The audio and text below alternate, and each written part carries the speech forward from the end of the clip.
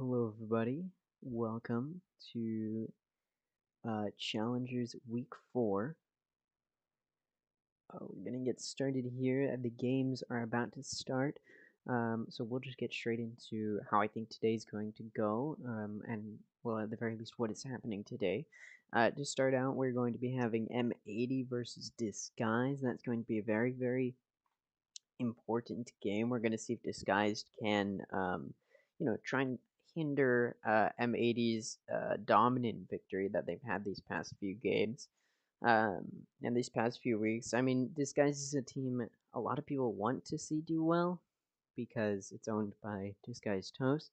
But honestly, against a team like M80, with the way Disguised did play against OR last week, I'm not anticipating Disguised coming out on top in this matchup. Let's be honest. I mean, we can go ahead and just take a look at the player stat leaders over the past through, this is through week 3, and you'll see that the top 4 players are M80, followed by B-Dog, and then 2 of the guard players, and then we also have Oxy, Poised, and then Gangsta at the bottom. So they do have some. Disguise does have a player in that top. Looks like top 10, but you know I don't know if that's gonna be enough. Gangsta is a really, really great player. I mean, this guy has a lot of really, really great players, but again, as we saw last week in their game against OR, they just don't seem to all be there. Their callouts just aren't what we saw. Even in the open qualifiers, we just did not see. We didn't see this guys playing like they did then. And it honestly seems like maybe they're starting to hinder a little bit. Maybe the 2 week break sort of, cut off their steam, any momentum they had, and we just haven't seen them play the best. So we'll see if they can turn it around this week and start playing better again. The other game that we have today is TSM versus OR. Like I said, OR played last week against Disguised. They did lose, but they did win a round on Disguised. So we'll see. We'll see how OR plays against TSM. Again, we did, like I said, we saw them win around against Disguised. They're starting to try and pick up the pace. They still have yet to win a match, if I am correct here in saying that. Yeah, they're still 0 for 3, so they're going to be trying to maybe increase that number, but it's going to be difficult against a team like TSM. They may have to wait until their game against Mad Lion, and at this point, I don't know if they're going to be able to qualify against, or sorry, if they're going to be able to qualify for the midseason tournament. We'll see. As far as the way I think TSM's gonna play, I mean, just realistically, TSM's a very strong team. They beat the Guard. The Guard was supposed to be one of the top teams, if not the top team, and TSM was able to 2-0 the Guard, so it was a very big underdog sort of win in that situation. And so they had a really good game last week. We'll see if they can carry that momentum and 2-0 OR as well, and start to push themselves forward and look more towards that top 4 position that they want to be fighting Disguised for, top 4 in Group B. And yeah, we'll see, or not in Group B, yeah, top 4 overall. So these are the games we have today. I'll get into these predictions a little bit later on, as well as Friday as well.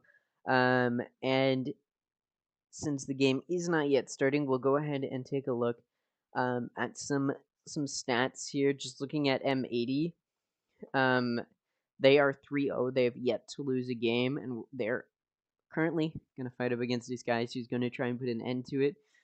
This matchup right here, M80 against the Guard, is the game to look out for. Is what a lot of people were thinking of, but obviously the Guard did just lose to TSM. So maybe the stuff going on behind the scenes is going to hinder their ability. We'll have to see. And we'll see if they're going to be able to take down M80, or if M80 is going to be able to continue a 5-0 victory, or even if Disguised is going to put them to shame and cancel that win streak. Um, but we'll see. I mean, OR did get around on M80, so but that was, of course, the first week, so they were a little bit out of practice. But now that they're warmed up, we had that 2-week break after the first 2 weeks. We'll see how it goes. Um, yeah, I mean, this should be a very, very exciting matchup. Um, and overall, I'm excited to see how this goes. We can go ahead and take a look at Disguised here, who has went through the open qualifiers, and won 2-0 against Oxygen Esports in their final match to qualify for challengers. And since then, they've had a pretty good series. The teams they've been up against are some of the easier teams in Group B, the group that Disguised is a part of. So we haven't been able to see that, and their first game was against the Guard, who again was supposed to be the best in the season. Obviously, did not play as well as they wanted to against TSM, but yeah, like I said, Disguised is doing pretty decently. I mean, we can just look at sort of their rating. I do think this rating is wrong because it's counting games that Disguised wasn't a part of, so not entirely sure what's going on there, but yeah, overall, like they had a really good open qualifier. They've had a really good season against Mad Lions and OR, and yeah, we'll see if they can get try and get maybe just a map on M80, and sort of bring down the point total that M80 is going to get, and bring up their own point total. We'll see how it goes. And that's just the first game. I do want to hear what the broadcasters have to say, and we'll go ahead and listen in.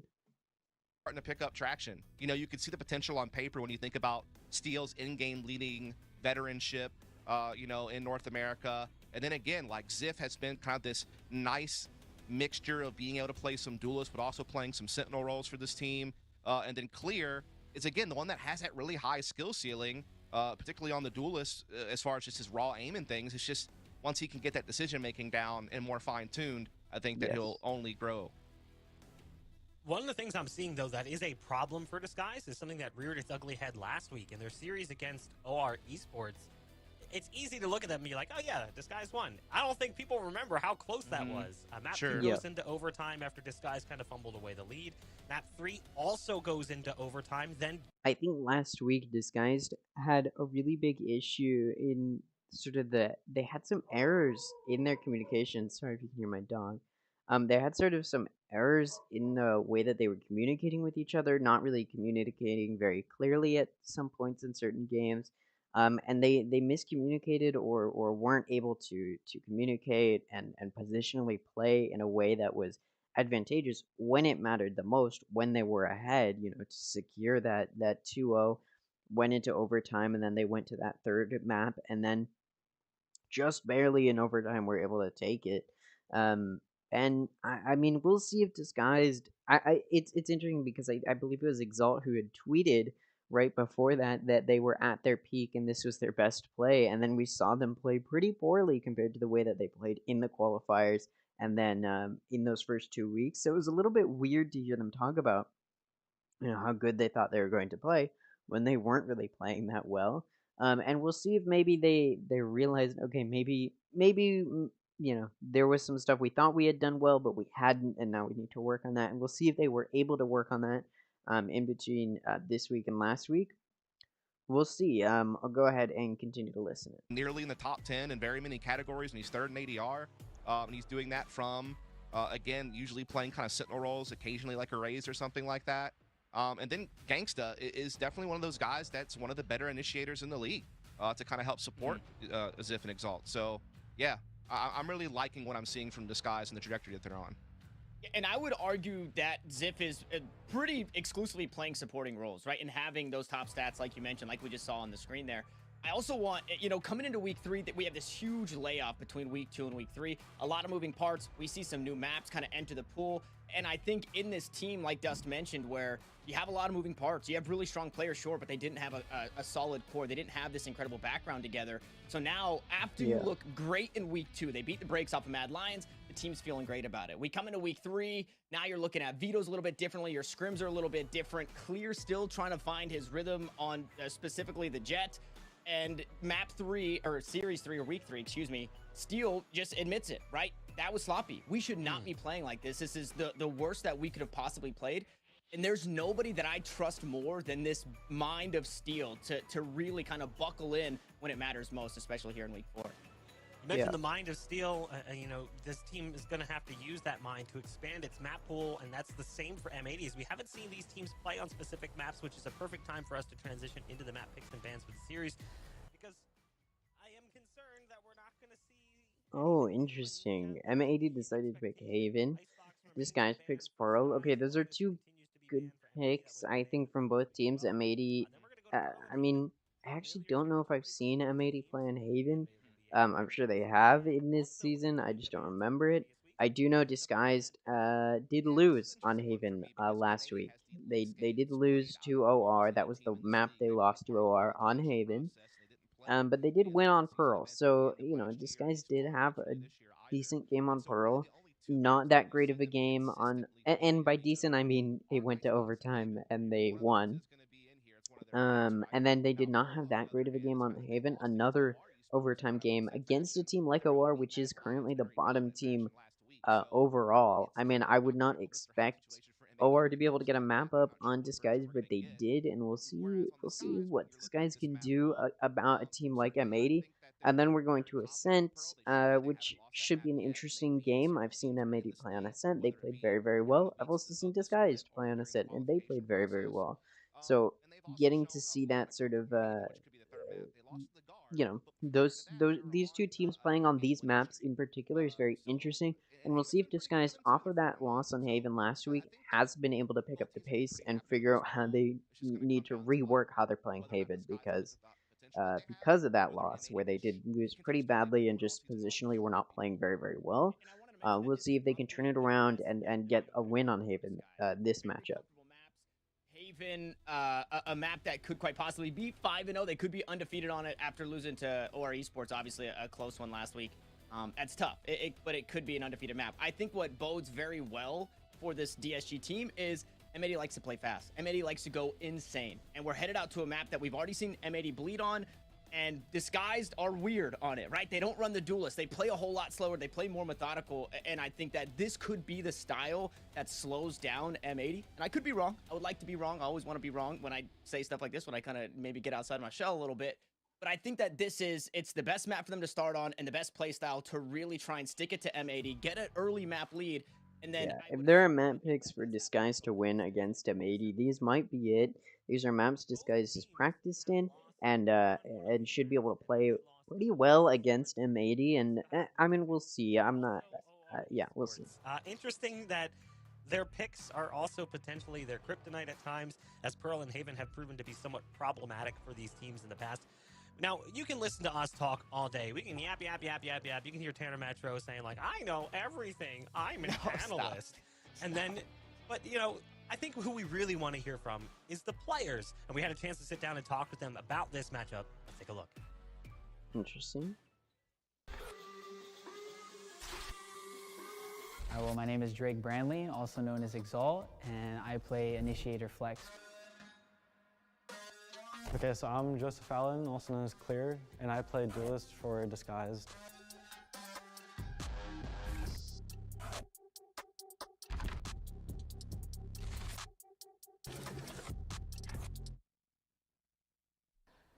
I don't know if we feel overlooked. I mean, maybe, I'm not sure. I mean, after the 2 games that we played, I guess with Guard, I guess people were like, yeah, I mean, Guard's like, considered to be the best and stuff like that. And I feel like we showed some promise, but ultimately we got ran over. But I think with our Mad Lions performance, I think we showed that we are very capable of being a unit working together. And I think after the Mad Lions win in the fashion that we won it, I think teams are kind of looking at us now and be like, okay, like, hold on. I think we're advancing super quick. Like every practice we're improving. I don't really know if we have any expectations for the rest of Challengers. I think we're just very confident in ourselves, and we're improving every week, every single day, every match. And I think for now we want to make playoffs. We want to make the face-off event. We want to do what we can, and I think we are very, very capable in doing that. I don't think we have any high expectations, just probably ending in the top like 30. We play our game and we'll see where we end at. I think I want to play M80 the most. I'm very, very excited, and I want to see. I just want to play M80, man. I want to get in there and throw some punches and see who gets knocked out. The M80 matchup maybe like slight nerves, but overall I think that's a matchup I want to play. So it'll be very fun. We just have to study M80, figure out what they do, and try to pick them off piece by piece wherever we feel that there is an opening. The confidence level for M80, I mean, it's high. Every matchup, I think it's definitely going to be high for us. Like I said, we're very confident in our game plan, and they're a very good team, very good players. I call them like the raid boss team. You kill one, you got 3 more raid bosses you got to go after. I think everyone on that team is the full capability of just 3K, 4K, and your whole team, the round is over. Anyone on M80 that I kind of have to look out for, I say Nismo. That bald guy is too good. He's too good. Like it'll just probably only be Crawler Noob. Even when he was on Ghost Gaming, you can see he just had games where he's just hard carrying his team, where he's just like an insane player overall. Is there a team out there that I fear? I'm not afraid of anyone.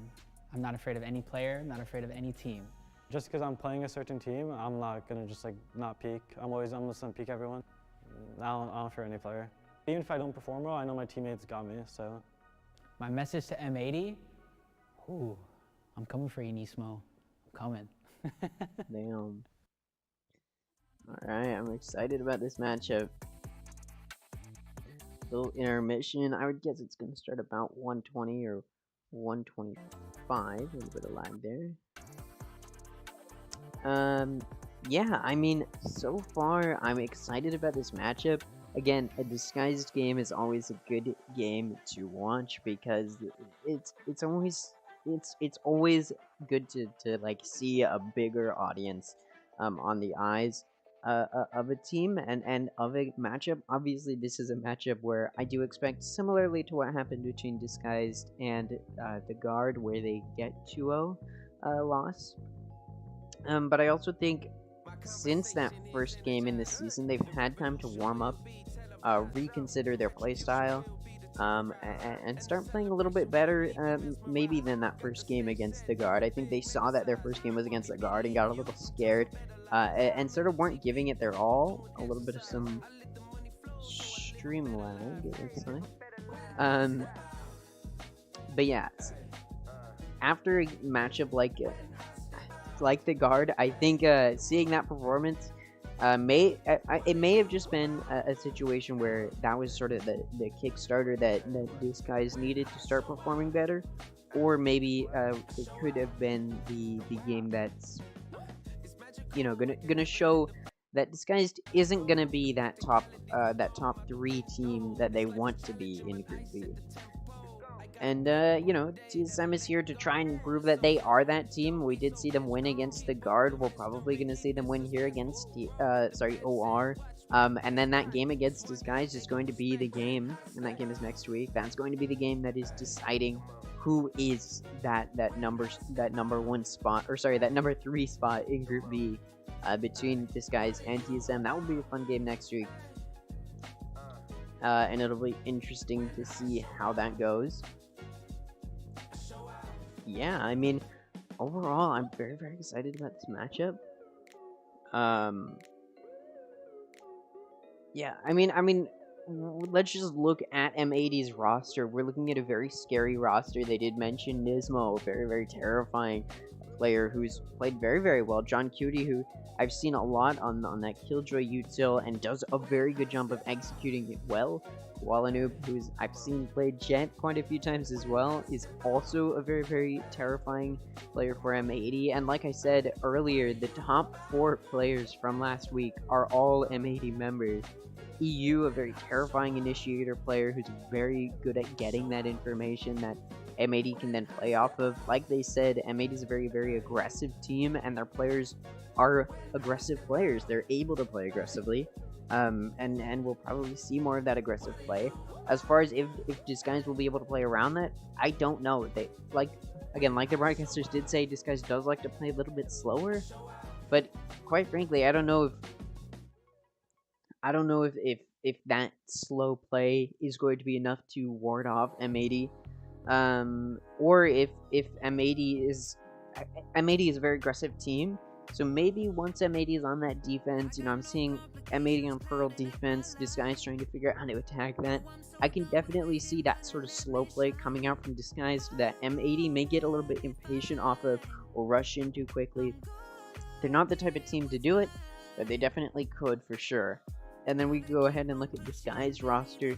Some very powerful team members. We've got Steel, who is a very good player. I mean, he live streams quite often. You can see his own personal play in the ranked in the competitive queue.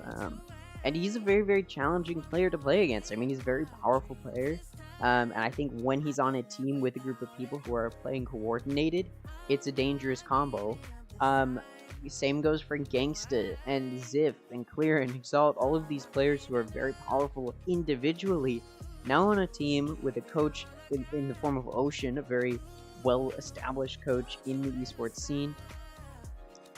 Getting these players coordinated, we've seen them play very well so far in Challengers, and I think they can only go up from here. In any case, it looks like we're going right into the agent select. A little bit quick there, but we'll get into it. We're going to see Xander on Astro. We've got Clear on Viper. We've got Gangsta on Fade. We've got Koala Noob on that Jet. We've got Steel on Astro. We've got John Cutie on Viper. We've got Exalt on KO. We've got Nismo on KO. We've got Ziff on Killjoy. And then we've got EU on Sova. So we're looking at double initiators for both teams. And double controllers for both teams. And I think the only difference in picks is that there's a Sentinel for... Yeah, there's a Sentinel for Disguise where there isn't for M80. We see Ziff on that Killjoy once again. Ziff, a very powerful player who's been... He had a very good game last week. A very good series last week. And he was playing Killjoy that whole time, so we'll probably see another very powerful Killjoy coming out from Ziff.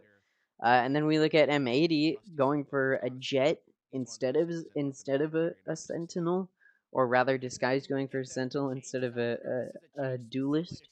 And quite frankly, honestly, I don't know if it's going to make that big of an impact. Obviously, the defense will be just a little bit stronger from Disguise, but we're going to see an op come out from M80 most likely. Watching B long, watching mid, watching A, and you're going to see very aggressive play here. That M80 may be able to cash in on and get some good picks right off the bat. Speaking of aggressive play, 3 of M80 is pushing out. They're going to be able to take out Exalt. EU also going to be able to take out Steel and then Gangsta, and that's an immediate 3k off of a 3-player push out A main. And the spike's down. It's now in the hands of M80, as if able to take out Koala, who was grabbing that orb. Or not, he wasn't grabbing that orb. Who was getting shot through the smoke, sorry. And that's going to even player count a little bit, but it's still a 4v2 for Disguised. M80 a little bit in a worse position for health. We'll see what Ziff decides to do here as he's trying to get the spike back. We see that Molly come out, but they're able to destroy it before he can deploy it. His turret is up. Is he going to place it down? Maybe he's stepping through that smoke, getting ready to place it down. We see that arrow come out, but they're in the smoke. Ooh, Xander's just going to spray him through the smoke. Going to be able to take out Clear. And now it's just down to Ziff, who has 24 health to grab the spike. This one going to take him out. Not a flawless round for M80, but quite nearly. It's going to be 4 players left alive for M80. Good round for M80, showing themselves to be, yes, aggressive, and a little bit of a better shot than Disguised, who just was not able to connect their shots in that early initiation. And yeah, I mean, we're seeing M80. It looks like they're going to be doing that. A 1-1-3-1. One person on B, 3 people watching mid. It looks like, and then 1 player on A. We'll see what kind of information Disguise can get. EU is going to send that arrow out. It's not. I believe he does get some vision there, if I'm not mistaken. So they do know at least 1 or 2 players are A. off of that era getting destroyed. And two of DSG and two of Disguised are actually looking down Art. Are they going to engage Art, try and push through it? M80 does have EU watching it in case they do push through. We'll see. Do have the rest of Disguised now in mid, and it looks like they're looking at that B, through B link, but deciding to go through Art where EU is watching. Will EU be able to get a pick? He's smoked off, and then that Prowler comes out. Is he going to be able to get a pick? He's not. Clear's going to be able to take EU out. That could be a gun for them. Now that knife comes out to disable Xander, who's not going to be able to use their util. And we see those mollies come out to clear dugout. And as that happens, Disguise is going right down B link. A good read, as most of M80 is more towards A side, but they now sort of realize it is a rotate situation, and they're running over towards B. Only being watched by Koala Noob with that Marshall, a very dangerous player. Only going to be able to take out Clear. Exalt's going to be able to take out John Cutie. And now it's a 2v3.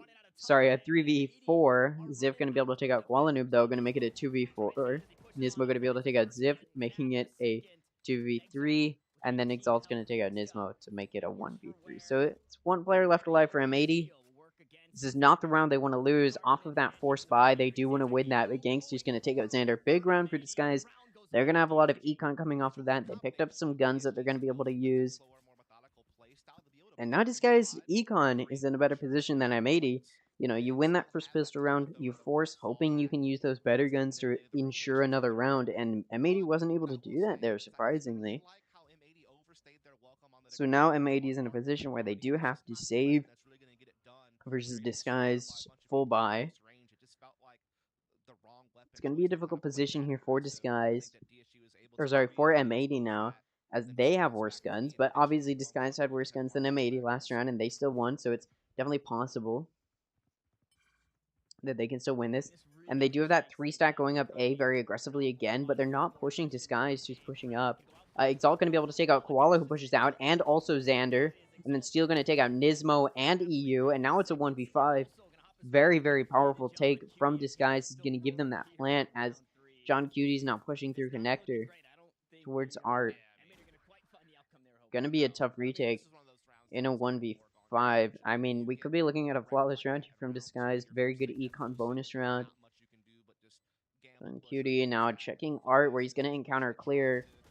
Clear's going to take John Cutie out, and that's going to be a flawless round for Disguised. Very nice round for them to win. Like I said, they won that second round where M80 did force. Bad round for M80 to lose, and Disguised was able to get a good econ bonus from that. And then they win this round with a flawless. It's going to increase their econ even more.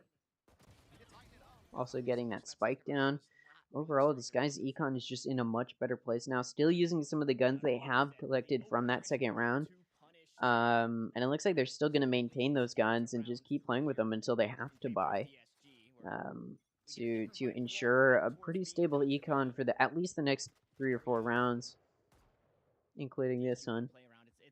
We already have some ults up. We have that ult up for Exalt already. And they do grab that orb A main. Nobody's actually watching A main. I mean, there are people on a site for M80, but nobody's watching it. They hear that orb go off and start looking at it more heavily, but Disguise is rotating off and looking mid. We see that Owl come out. It's going to get some vision. This guy's still hovering mid. They do have Clear looking at B. EU about to encounter some trouble from Disguise as that Exalt ult comes out like we talked about. The Prowler's going to force him back. Nismo going to be able to take out Exalt's ultimate. Gangster going to shut Nismo down though, and it's still a 4v4. And Exalt could get rezzed here. Koala Noob trying to deny it with that Operator is going to be able to take out Ziff. Gangsta's going to res Exalt, but Exalt's going to get taken out. Koala going to be able to also be able to take out Steel. Gangsta's going to take out Koala. John Cutie and EU going to take out Clear, and Gangsta going to finish that round up for M80. That's the round they should have won. They did take some econ damage there. Not great for them, but Koala Noob does have the knives. Still going to carry that Operator. And the Operator was saved, luckily for M80. So they are in a decent position. Their econ's still not great, though, off of that loss. So they do need to win this round now. and probably survive it. They definitely don't want to die here, any of them. Looks like a technical pause. As far as Disguise Econ, like I said, they were just carrying those rounds they picked up off of that second round win. And we're just going to play with them until they lost and were forced to full buy, which they just lost and are now forced to full buy. They still have a very stable econ. They'll have a good econ this round, next round, and maybe the round after that. And already we're seeing a very nice performance from Exalt. He's able to play very, very well as the initiator, shutting down a lot of that good util from M80. And we've seen some good plays from M80. We've seen a few of those shots miss and not connect properly. Disguised has been able to push M80 back a little bit. We saw Koala with that op get 3 kills. Very, very nice from Koala. It's going to be very beneficial to M80's econ moving forward.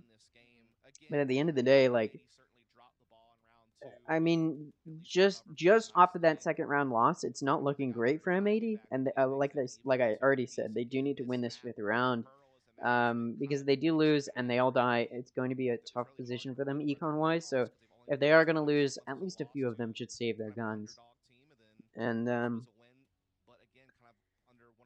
that's M80's position. Not great right off the bat, but obviously there's a lot of rounds still in this first half. They do have a lot of room to recover their econ and a lot of room to get more kills and start to gain more momentum. But Disguised still has some momentum off of those 2 rounds that they won.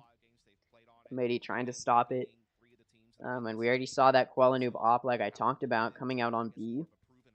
And I think that operator will be seen quite a bit more. This Kuala Noob is going to try and use that as his op crutch and carry M80 through these rounds.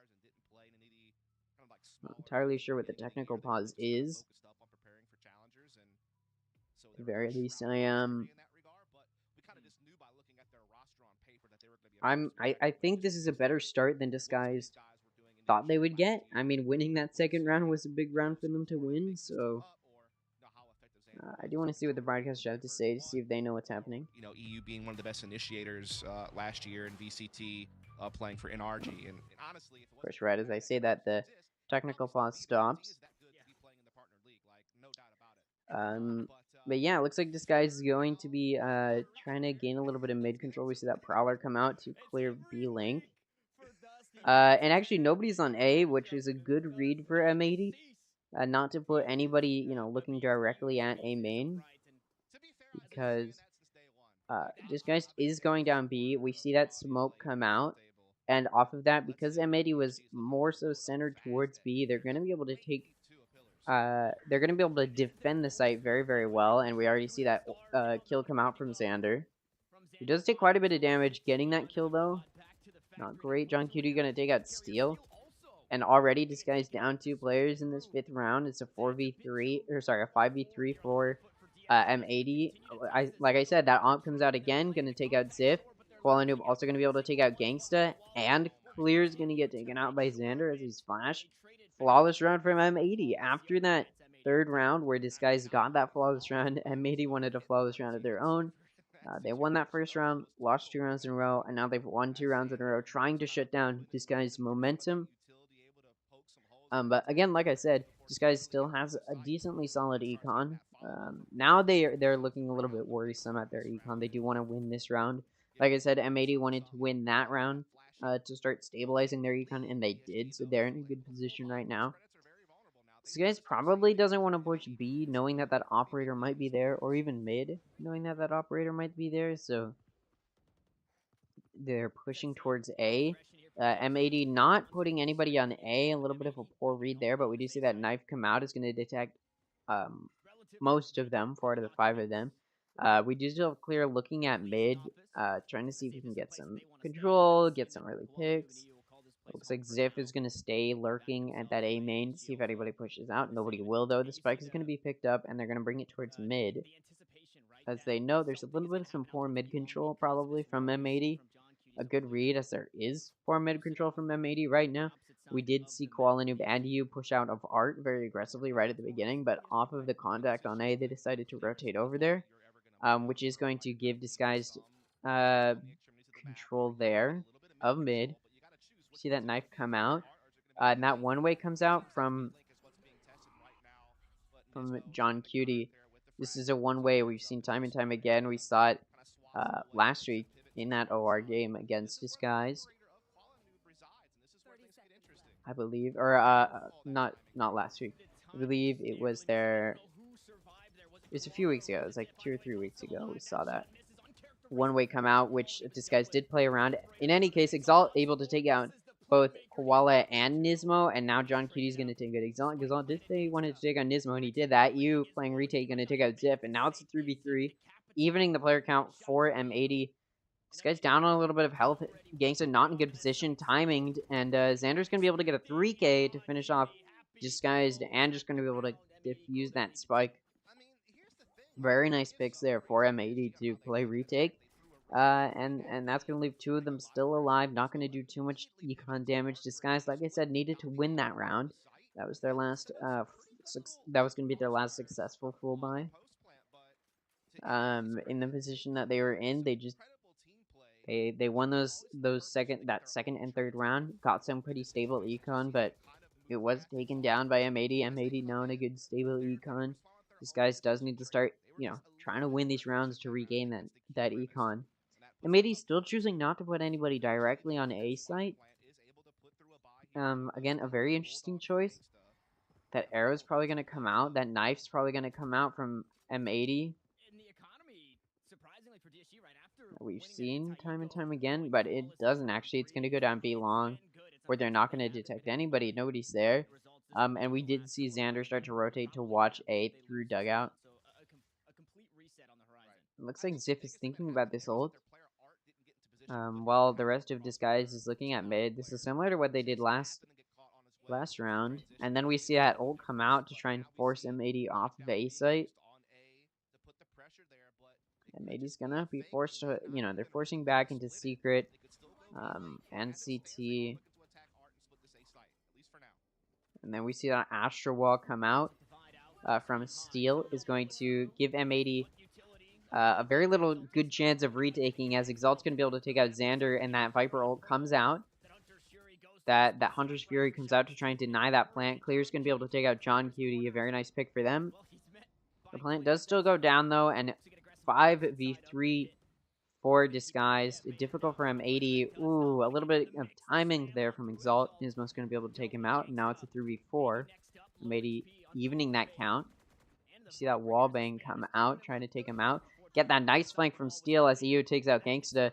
Now it's a 2v3. They even the player kind of a little bit. It looks like Koala and Nismo are both going to push Steel. Maybe not. Koala does push through window. Steel's going to take out Nismo. Nismo not expecting him there. Koala Noob does have that operator, going to hunt him down. But that spike comes out and does take Koala Noob out. Unfortunate timing there for Koala Noob, who is just barely inside of that spike explosion. And now this guy says one round, a good round for them to win. They did force there, and it was a good force. They did win a round off of it. Starting to be able to learn, starting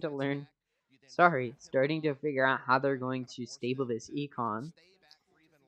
Or stabilize this econ. Off of that force, some of them are going to be able to full buy. Some of them get to keep the guns they had last round and just buy full shield. And some of them are not going to be able to full buy. We see another aggressive push out from M80 as Disguise sort of split pushes, looking at mid, looking at A main, looking at B main, watching all of these points. Steel not pushing out too aggressively in A main, probably for the better. Xander was there. Now it looks like this guy's going to be going for a B push. They're going to have to challenge Koala Noob's op, who is watching B main very aggressively. I believe there's a smoke there, though. So he may get smoked off. Maybe not. That gun peeks out, and Koala Noob's going to use that information to take out Clear, and now it's a 5v4.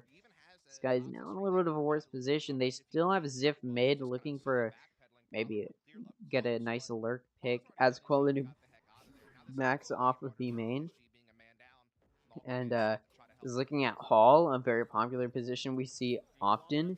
Exalt flashes out. It's going to force Koala Noob sort of off as that flash does come out. He's going to miss that shot. Nismo going to take out Exalt. Xander going to take out Ziv. Gangsta going to take out Nismo. EU takes out Gangsta. It's a 1v4. Steel's going to be able to take out John Cutie, but he is just going to shut down any hope of a recovery there. Another round for M80. These guys did get around, and it was a little bit beneficial, but now they're going to be forced to pretty much full save in a very, very bad position. Off of that round win, they're just not going to be able to have very much bonus now from a loss. And it looks like they're going to take a timeout. Probably a smart move. I mean, it's 5-3. You want to take this timeout now, so that way you can try and get to that 5-7 and try and gain that advantage. Obviously, it is a save round, so they're not expecting to win this one necessarily, but they do definitely want to see themselves at least tie it up 6-6 going into the next half, or even gain the advantage going into the next half. It should be said, this is Disguise's chosen map. So you would expect Disguise to be having a better game than they are right now. They're not having the best game right now.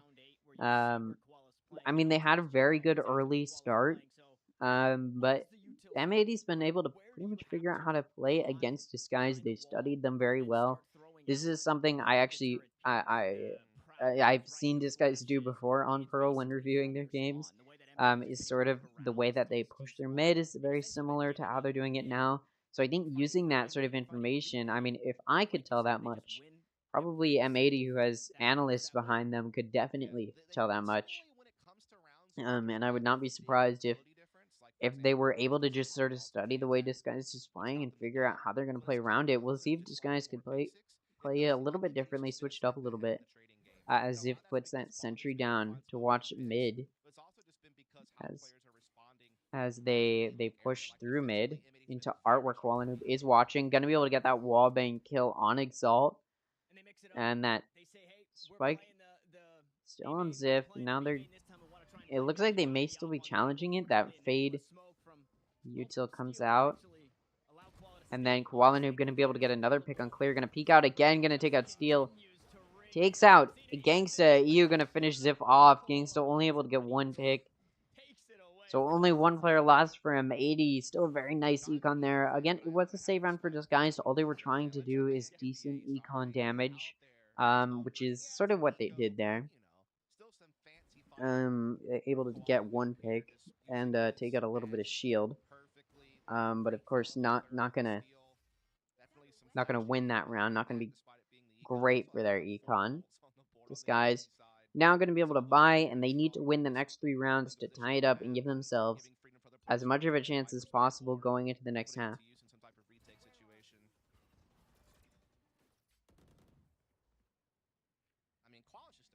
You see Qualanu playing very aggressively mid, EU playing with him to try and gain mid control, which they do successfully have. Koalanoob gonna be able to spot Ziv's shoulder, gonna take him out. Ziv getting picked off early, not great for Disguise. Ziv usually gets some good picks, and then we see that Astro Wall come out. As Koalanoob decides to push it, Exalt going to get spotted, but not going to get taken out as EU takes out Steel in mid. Koalanoob going to be able to use Knives, but taken out by Gangsta. Exalt going to be able to take out Nismo's ultimate. We see that Hunter's Fury come out to try and force them off of the plant. Xander going to be able to push out and take out Clear, and also spray through the smoke to take out Gangsta. Only one person lost for M80. Not great for Disguise. Like I said, that was their full buy round. That was the round they need to win, so now they're going to have to save again. Not looking great for Disguise already in this first half on their map. Gonna have to, do the old Sheriff and Light Shield to try and secure as many rounds going forward as possible. They're not going to be able to have the advantage or even have it tied going into the next half, so now they're just trying to do some damage control, try and reduce the amount of rounds that M80 can win. Hoping to go 7-5. M80 now putting three people in mid and then one person on either side. EU, you're just going to Odin spam mid. Not going to do any damage to Disguised, though. As I say that, Koala Noob's going to be able to take out, or not take out Steel, but do, I think it was a wallbang body shot. Going to do quite a bit of damage. We see that Owl come out. Nismo going to be able to take out Exalt. Koala going to take out Clear. EU going to take out Ziv. EU going to also take out Gangsta. And it's a 5v1 right now for Steel, who has 7 health left. Doesn't have the spike. Pushing in B Link. Peeking mid where M80 is waiting. Not going to be able to get it big, and that's going to be another flawless round from M80. Good for their econ, and overall just a decent round, able to take out all of Disguised. That was a save round from Disguised, as they did want to be able to buy moving to the last round of the half, which is where we're at now. Disguised definitely looking for 8-4. I think they'd be okay with 9-3, though. I mean, Disguise definitely has played a lot of games on Pearl and knows how to play around Pearl very, very well, and probably feels comfortable with it. And we'll see if their defense does switch things up. However, M80 was able to play very, very aggressively on this defense, and it paid off, as we already see Koala getting that pick on Steel in a main, again, playing very, very aggressively. Xander going to get challenged B-Link. Exalt going to be able to take him out, and now it's up to John Cutie to defend it. Is this guy expecting him to be there? They're not. Going to be able to get that pick on Gangsta, but Ziff going to take out John Cutie. 2 coming from Connector. Both of them going to get taken out by Ziff. That's a 3K for Ziff. And now it's a 1v3 for Koala Noob. That spike's coming down. Will Koala be able to take him out before that spike goes off? No, not before the spike goes down, but he is going to be able to take him out. Neither are expecting each other there. The timing is not there for anyone, but Koala is able to take out Ziff. Now it's a 1v1. And Koala's going to be able to take out Clear around. It looked like they should have won. They did have numbers, but they just weren't able to figure out where Koala Noob was going to come from. And they were just taken out. And now, after that 1v3 clutch from Koala Noob, it's 9-3 going to this next half. Not looking great for Disguise. Looking pretty good for M80. Can Disguise 9-3 M80 here? We'll see. It is their chosen map.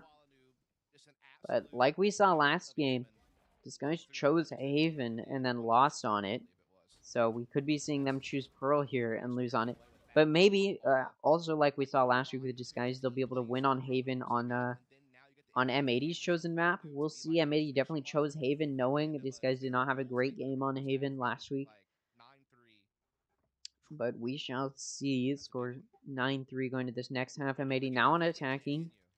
Disguise going to be putting 2 watching mid from Art. It actually looks like maybe 3 looking at Art. 2 of M80 pushing down A, while 3 go through Art. So a little bit of a good read there from Disguise, predicting pretty accurately where M80 might be, pushing heavily towards A. Exalt going to be there to meet them, but not going to be able to take anybody out. Koala going to be able to take out Exalt, Gangsta, and Steel pushing in. A nice 3K there from Koala Noob, and now it's a 5v2 for Disguise. Ziff coming in through CT. Clear who came from Connector is also CT. Contact's going to be made. Koala still does have full health, despite an incredible kill streak there.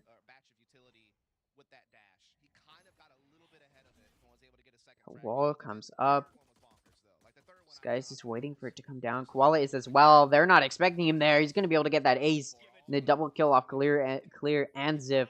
Very, very nice there from Koala Noob in this first game. Sorry, in this first round of the half. But, should be pointed out, they did win the first round of the last half, and were not able to secure another round off of it. I do expect that to not be the case this time, though. I do think M80 should be able to, on attacking with better guns, secure another round. You do see Disguise unable to buy any guns at all, just opting for util, and no shield, no guns. Difficult position here for Disguise, as M80 is going to be rushing into B. They do have better guns, so watching long is going to be easy for them. Clear's going to peek that out. Contact's going to be made. Gonna know where Clear is.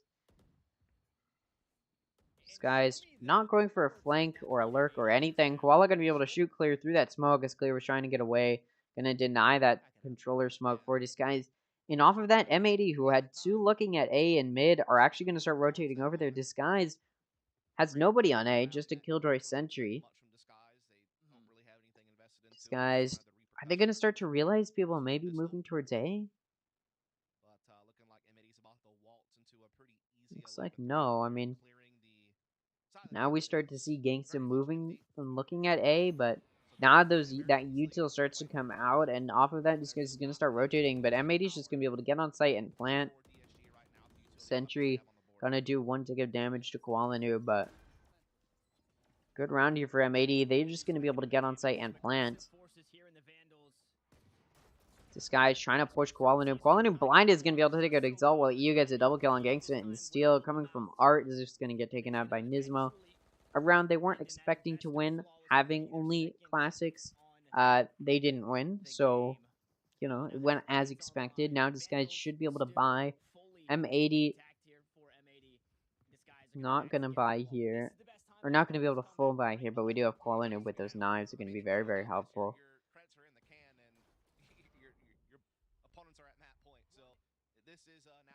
Score 11-3. M80 2 rounds away from a pretty dominant win here. This guy's trying to shut that down. They do have better guns this round. Will they be able to shut them down? We see Koala Noob use that ult. It comes out. That Dart's going to get some good util. Or sorry, info. Ziv going to be able to take out Koala Noob, who's pushing from mid. That Fade util is going to force them off.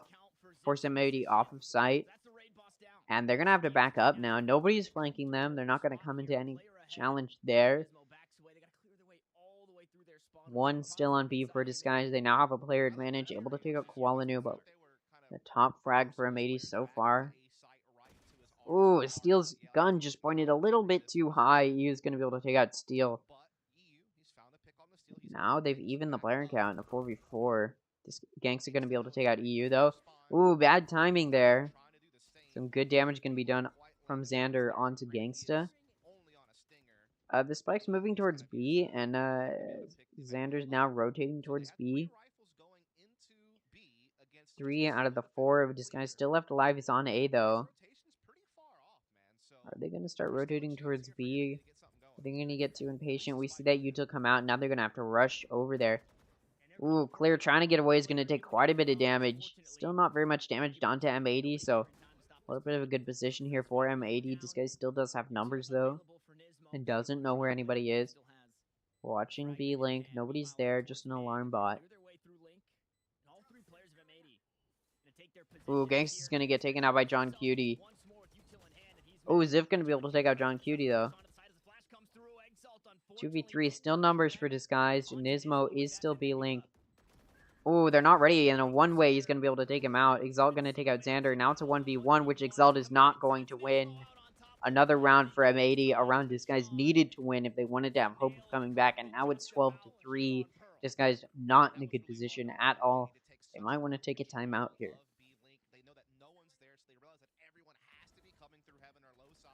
Disguise has not had a good map. I mean, they chose this map. You'd think they'd feel more comfortable on it than they do.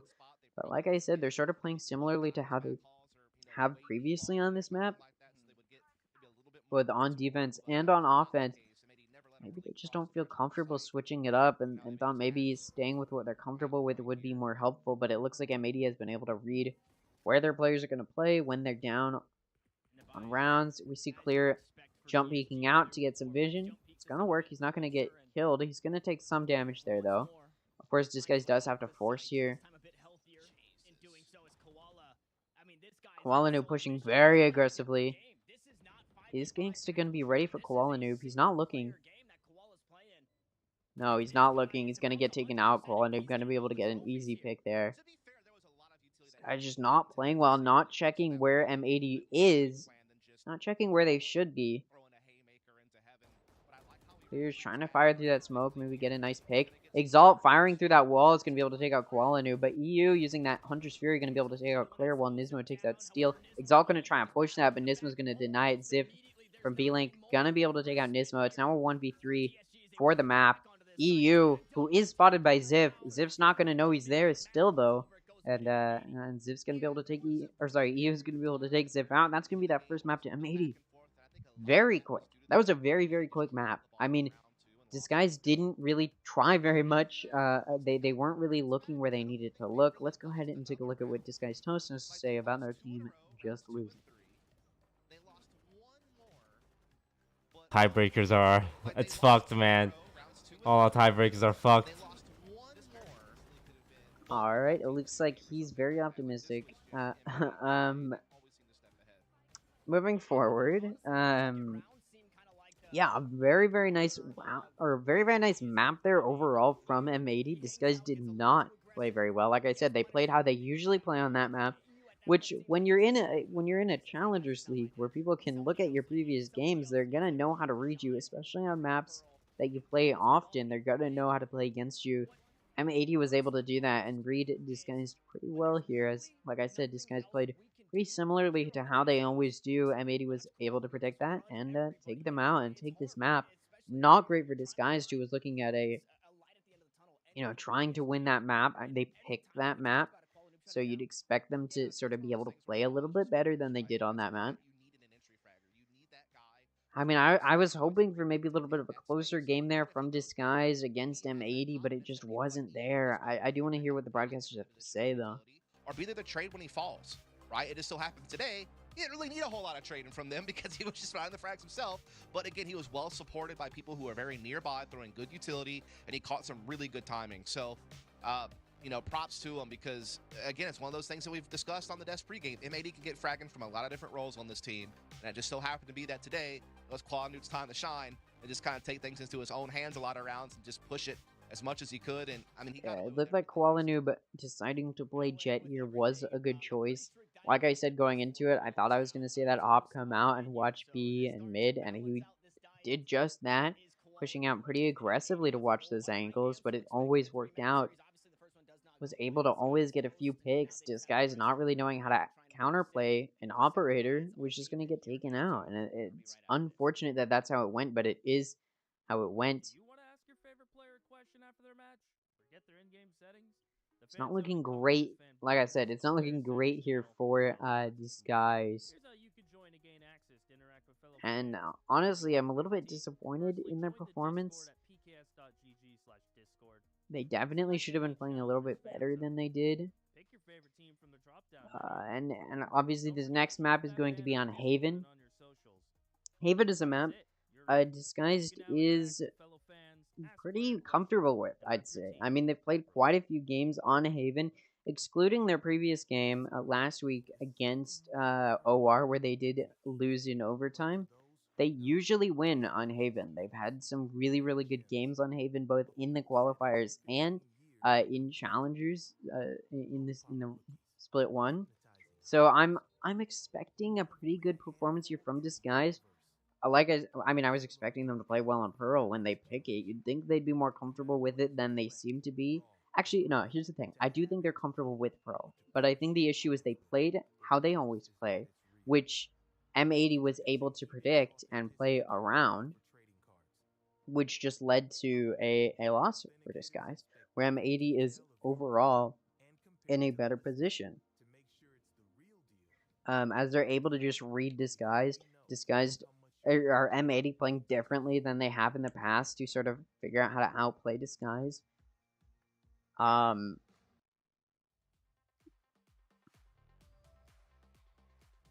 So yeah, not great. Sorry, this visual bug is not just me. Yeah, not great from Disguise so far. I mean, okay, here's the thing.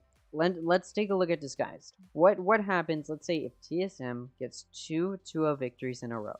They 2-0 today, and then they 2-0 next week. What happens? Well, they'll gain 28 points. Let's say Disguised loses 2-0 both these games. They'll lose 28 points. That'll put these guys at negative 14 and TSM at positive 22, meaning Disguised has lost their top 3 spot in Group B. So what Disguised needs to do is, first of all, minimize the amount of damage they're going to lose, or sorry, the amount of points they're going to lose against a team like M80. For example, winning a game, or even, winning a map here is honestly the best Disguised can hope for. And honestly, I think Haven is their best bet. I mean, it has to be their best bet. There's no decider unless they win Haven. So Disguised needs to win Haven to minimize the amount of damage they take from M80, and then they need to play well against TSM. Mind you, TSM beat out the Guard last week in a very, very surprising match.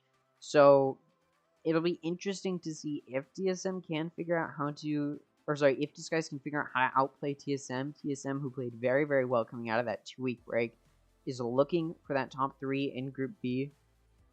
and definitely looking at phase to vie for that top 4 spot overall. And quite frankly, I'm expecting.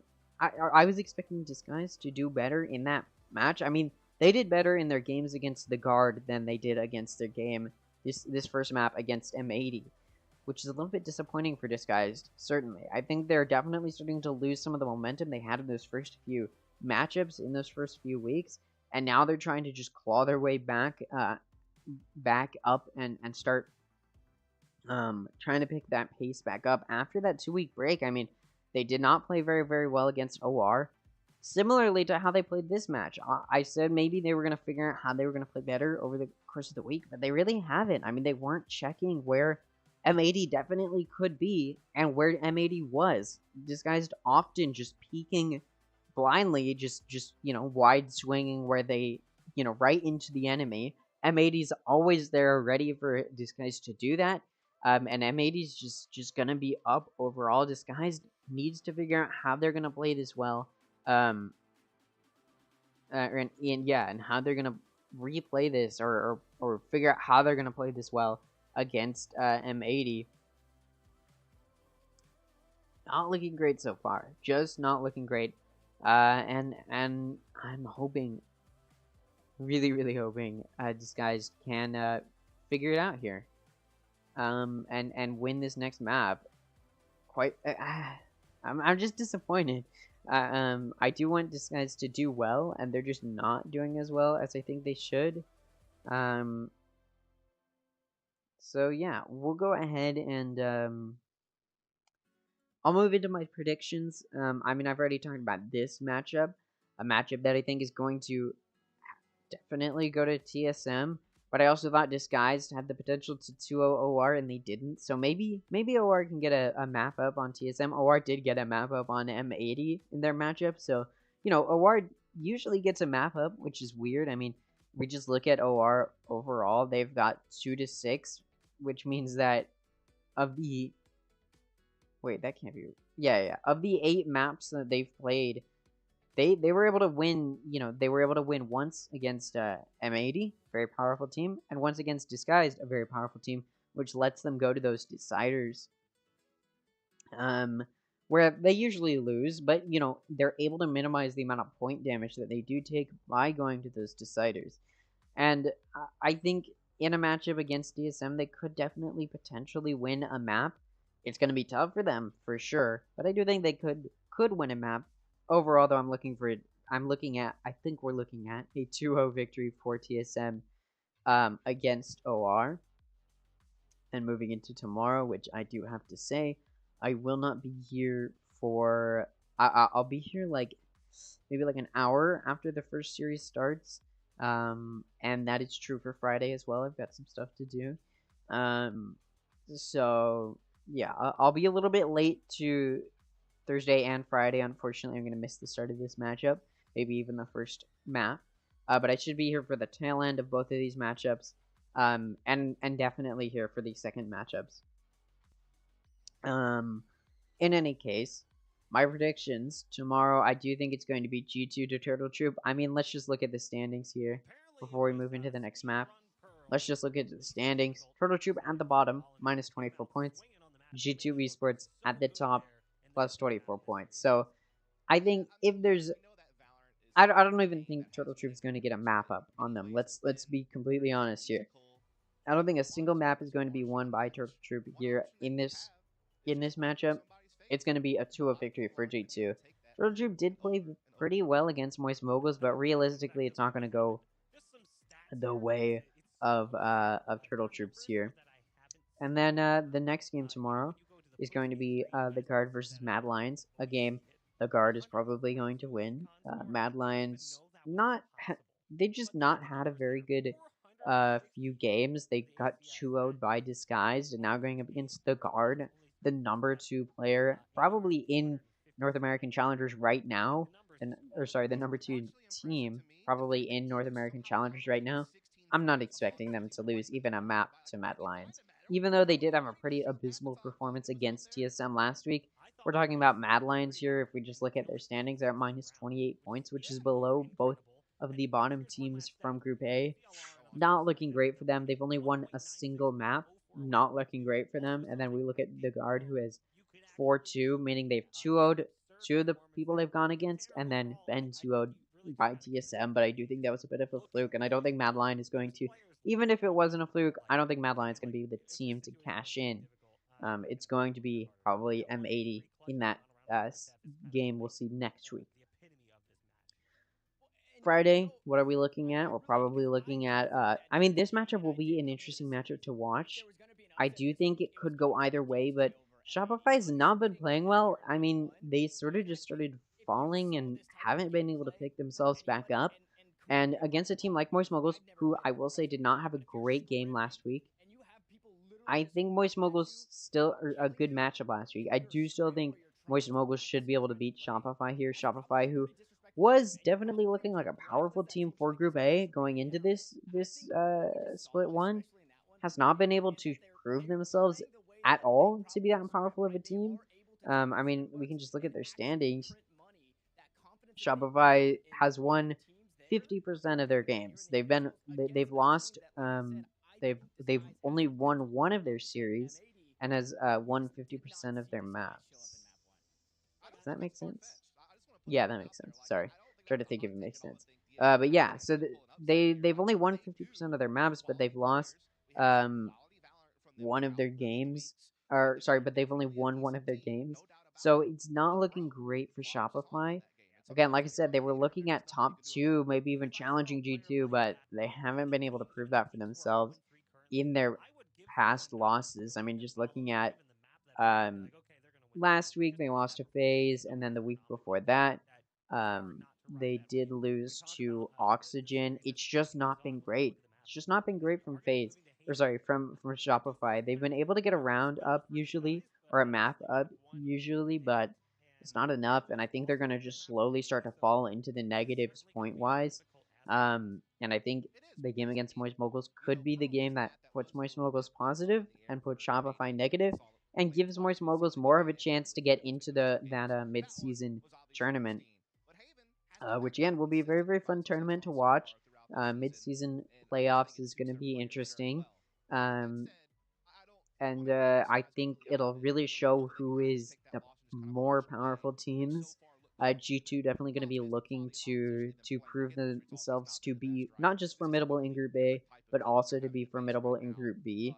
They're going to have to beat out a team like M80, very, very strong team, and we'll see if M80 can win this matchup against Disguised and prove that, no, they're going to be able to beat everybody in their path, and look towards beating the Guard. We'll see. Let's go ahead and listen into what the broadcasters have to say, though. No name really to this team. And as we've kind of been mentioning, right, Clear is starting to find their footing. And coming into the matchup, I said, there is nobody that I trust more than Steel to be able to rally the troops, right? To really be able to get everybody locked in and buckled in for one of the most important matchups. And that doesn't change after a 13-3 loss. I think coming into Haven, if we see a fantastic performance out of Clear, I think this is a map where he plays Jet. If Clear can find that confidence and allow Steel to just be the brain instead of having to kind of carry the weight like he had been in the weeks previous, I do think that we still go to 3. Coming into this, though, yeah, Haven was not in my realm of possibility for DSG, so they really got to show us something. Here's the thing, though. Coming into this week, would you have said that Clear on Jet versus Koala Noob on Jet was an even matchup? Come on. You would give the edge to Koala every time. Yes, 100%, 100%. After watching that first map, it's only going to cement that opinion even further. Yeah, I honestly, I do think Disguise has a chance here. I think they typically feel very comfortable on Haven, but I don't think they're gonna be able to win against M80 on Haven. I think if there's a map they're going to win, it's this one, because M80 is expecting them to do poorly on Haven after their previous performance on Haven. M80 is definitely expecting them to do poorly. So if Disguised can play differently, but also better than they usually do, I think they can beat out M80 here. It looks like we may be going into this half. Yeah, it looks like we're going to go into the first half and start map 2 on Haven, M80 versus Disguise. Disguise starting out on attack this time. It'll be interesting to see how they play it. Looks like Zip's going to be on Killjoy, Xander's going to be on Omen. Koala Noob's going to be on Jet. Clear's going to be on Jet as well. Gangs is going to be on Sova. Nisma's going to be on Breach. Steel's going to be on Astra. Exalt's going to be on Breach. EU is going to be on Sova. And John Cutie's going to be on Killjoy. Some similar picks here. The differences being Steel being on Astra rather than Xander on Omen. And I think that's the only difference. Differences, I mean difference. So there was only one difference there. And it is in the choice of controllers. I think both Astra and Omen are strong picks on Haven, but Steel has played very, very well on Astra in these past few weeks, and we'll see if they can play another powerful game on Astra on Haven. Like I said, on the previous map, it looked like Disguise was playing pretty much how they usually do, and M80 was able to read that, studying their previous games. And so we'll see if Disguise is going to switch it up going into Haven and try and play better, especially than they did last week against OR, and play better than maybe M80 is expecting to try and win a map here. We'll see. They're definitely expecting to win this one. They definitely still have a lot of hope for their team overall. As we get a 4-man push out B window while Ziff looks at Garage. The rest of the Disguise now pushing through window. Nobody's actually on B. It looks like Xander's going to be watching there. Koala Noob looking for some early engagement of an A lobby. He's going to see some people, but not able to connect any shots. And Disguise is actually going to challenge this, knowing there may only be one on there. As those silver darts come through, we get that blind come out from Breach, from Exalt. And we do see some connections made, or rather, they're seeing each other, but no shots are hitting. Xander's about to encounter Ziff. Gonna be able to take him out. Koala Noob, at the same time, gonna take out Exalt in A lobby. While the rest of Disguised in a 3v5 is now gonna start pushing towards A. Still gonna commit to this, it looks like. Xander very low on health after that encounter with Ziff. Is going to be an easy pick if they can find it. But Koala Noob is ready, able to take out Clear. Steel gonna take out Xander, just like I talked about. Koala Noob gonna be able to take out Steel, and now it's a 1v4. In a pistol round, all you're trying to do is just get kills and try and build up some econ.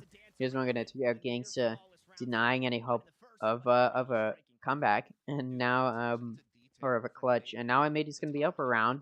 They're gonna be able to force here. It should be said in the last map, M80 did win the first pistol round, and then Disguised won the second round off of that, which strengthened their econ quite heavily. But we'll see if these guys can try and do that again here, or if they're just going to be looking to do some good econ damage. We'll see. Of course, M80 will have better guns here and is expecting to win this half. Or sorry, this map. Not this map, this round. Quite a bit of wallbangs from Disguise on to Nismo are going to hit. Whereas EU was trying to wallbang A lobby where nobody was. Now Nismo's going to be low on health. Disguised already having an advantage now. EU is going to encounter Clear, who's just not looking where he is. Drunkuda going to be able to take out Gangsta, and Nismo going to take out Exalt. And you have to ask the question, where's Disguised looking a lot of this time? Just not looking at where the players are. That arrow comes out, it's going to ping Ziff. Koala Noob knows he's there. Is Ziff going to be able to do damage? Just a little bit. Xander going to be able to take out Steel coming out of Garage.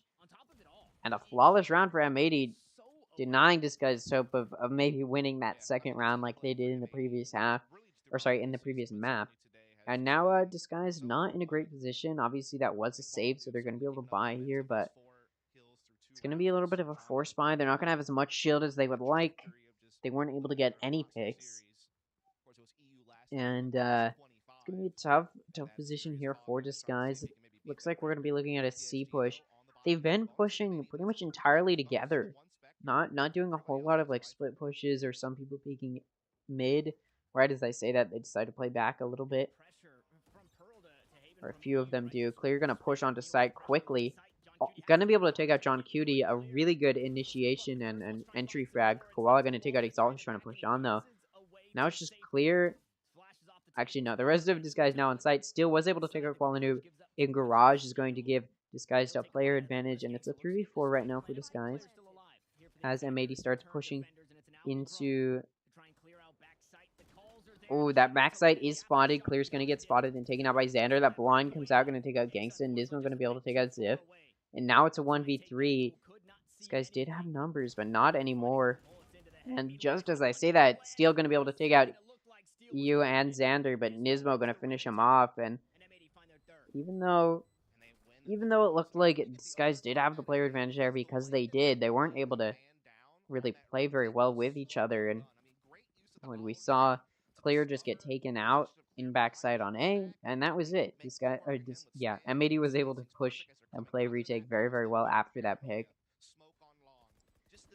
And yeah, Disguise just has not been able to win their duels. They were able to get some good picks that round, but weren't able to finish it off. And now Disguise not in a great position as they're gonna have to save again. M80's definitely looking pretty good here. Their econ's doing pretty well, and it should be doing pretty well. Clear trying to entry frag and get some picks there. Xander gonna be able to get away using his TP, as that Astral Wall does come down to allow them to get onto site. And that spike is gonna come down, planted. Ooh, Xander gonna be able to get a double kill on Exalt and Steel. Koala Noob gonna take out Clear. As the three of them enter into Garage. Not great at all from Disguise. We do have one coming in through Garage. Ziff, are they going to expect it? Is M80 going to be ready for that flank from Garage? We'll see. Gangsta is going to get taken out. Ziff, it does have the drop, but Koala Noob going to be able to flick and take out Ziff before Ziff can do anything about it. Missing his shots. Flawless round there for M80. Not great for Disguise, who was trying to do some econ damage on that save. They're going to be able to buy again, but they do need to win this one now. On a full buy, this is the round they should be winning. Both teams have a full buy. Disguise used that Astral Wall. M80 has 3 ults to use. Koala Noob probably going to wait a little while longer to use his. Not looking great for Disguised already on Haven. M80 able to outplay them quite a bit. This guy's not able to hit their shots. It seems like they're losing confidence a little bit. It's only 4 rounds. M80 doesn't have the advantage yet going into the next half, so Disguise still has some opportunity here to do well moving forward.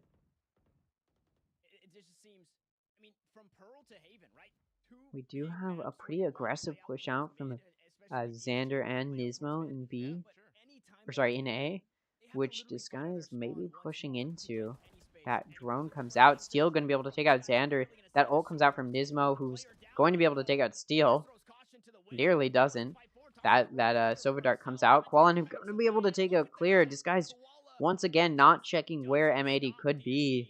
He's going to get taken out. And now they've lost that player advantage they did have at first. And now M80 has a player advantage. Ooh, Exalt going to be able to take Koala Noob out. EU trying to push out here and take him out. That Sova Dart comes out to get some vision. EU knows where Exalt is. And as we speak, Disguise is actually pushing into A. I believe they went through B onto A. Very nice push from them. Exalt still trapped in the attack-sided spawn, just trying to hold an angle. Are they going to push that? Maybe not. Disguise, Gangsta, and Ziff both holding CT. EU was finally able to take out Exalt. And now Disguised is no longer even on that player advantage. They're able to take out that Molly, that Swarm, that Nano Swarm on the spike. Gangsta able to take out John Cutie. That concuss comes through. You're going to take out Gangsta. It's a 2v1 for Ziff. As that ult comes out. Sorry, as that defuse comes out. That spike's going to get defused.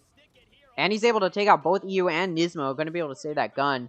Nice double kill there, but a little bit too late as he was forced off of that position. Forced off of being able to watch that spike. Still a good round there from Ziff, regardless of if they won or not. I mean, M80, again, just able to play where Disguised isn't looking. Exalt got a little antsy there, a little bit impatient. It's just going to get taken out. It was a 3v3. Maybe Exalt should have just stayed there, at least for a little while longer. M80 patient enough to wait. This guy is going to be pushing C here. A good read from M80 is going to place 4 of them already on. Xander going to be where Clear isn't expecting him, but Exalt going to be able to take out Xander. Gangster going to be able to use his ult to take out John Cutie. Koala going to be able to get a pick on Exalt with his ult. Still going to take out Koala, and then EU going to trade that off. So now it's a 2v2 still. EU very low on health with only 2 HP. Gonna try and take out Gangsta. Ooh, Nismo gonna be able to take out Gangsta and Ziff. Even though you only had 2 health, he wasn't taken out. 6 rounds now for M80. Disguise have not been able to win a single round. They could be looking at a 13-0 loss. I'm only joking. I don't think that's what's going to happen, but Disguise is forced into a save here, and off of that 6th round loss. Honestly, they probably should have taken that timeout the previous round, but they're taking it now here. And I mean, the only positive player on Disguise is Steel. Not great for Disguise. I mean, just look at the kills. It's 6 kills for Steel, and then it just drops off to 2 for the rest of them, excluding Clear, who's at 1. And then you look at M80, who was 10, 7, 7, 4, 1. Not consistent kills. You know, you got that 3 kill difference between the players that do have differences in kills. But it doesn't matter because overall their kills are higher than Disguised. And then that, at the end of the day, getting more kills is what matters and what's going to win you those rounds. Not great for Disguised. Still on a light buy. He's in a little bit of a poor position here. Or sorry, Still, I say, is on a light buy. Or rather, a save. Sheriffs and Light Shield. Not looking great for Disguise. Still. Everybody having to save here. We actually do see Ziff opting to buy Vandal with Light Shield. Koala gonna get down to 3 health in a lobby, only doing a little bit of damage to Clearing Gangsta.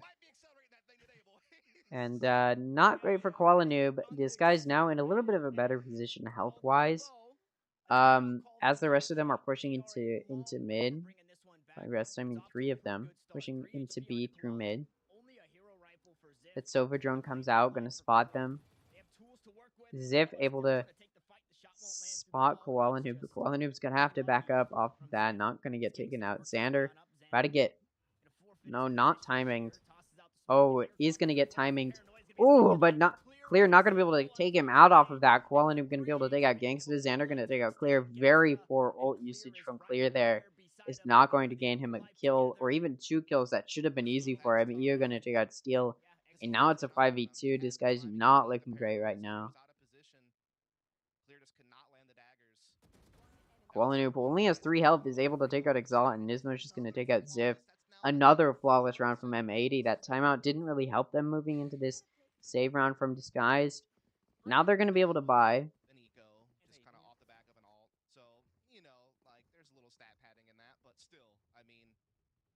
Got Vandals, full shield, Vandals, light shield. Still some really good kills from M80. Including John Cutie, who's not having the best game, but it doesn't matter because the rest of his team is having a good game. This guy has not been able to get any, or hasn't been able to get very many kills in the past few rounds. You're trying to ult a lobby, nobody's there though, as Disguise is actually looking at a C push. They grab that orb. Are they going to push it off of that? Gangsta watching mid, seeing if he can catch anybody trying to flank. As the rest of his team pushes, Koala is going to get some good vision there.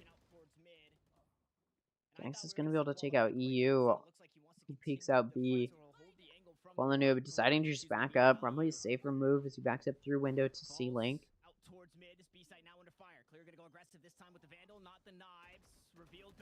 Ooh, Nismo going to be able to take out Exalt, who is planning and Clear. Not going to be able to peek out and get Nismo out. Xander going to take out Gangsta. Koala going to take out Steel. Everybody's dead suddenly, and it's just down to Ziff in a 1v4. A really nice pick there from Disguised in the beginning.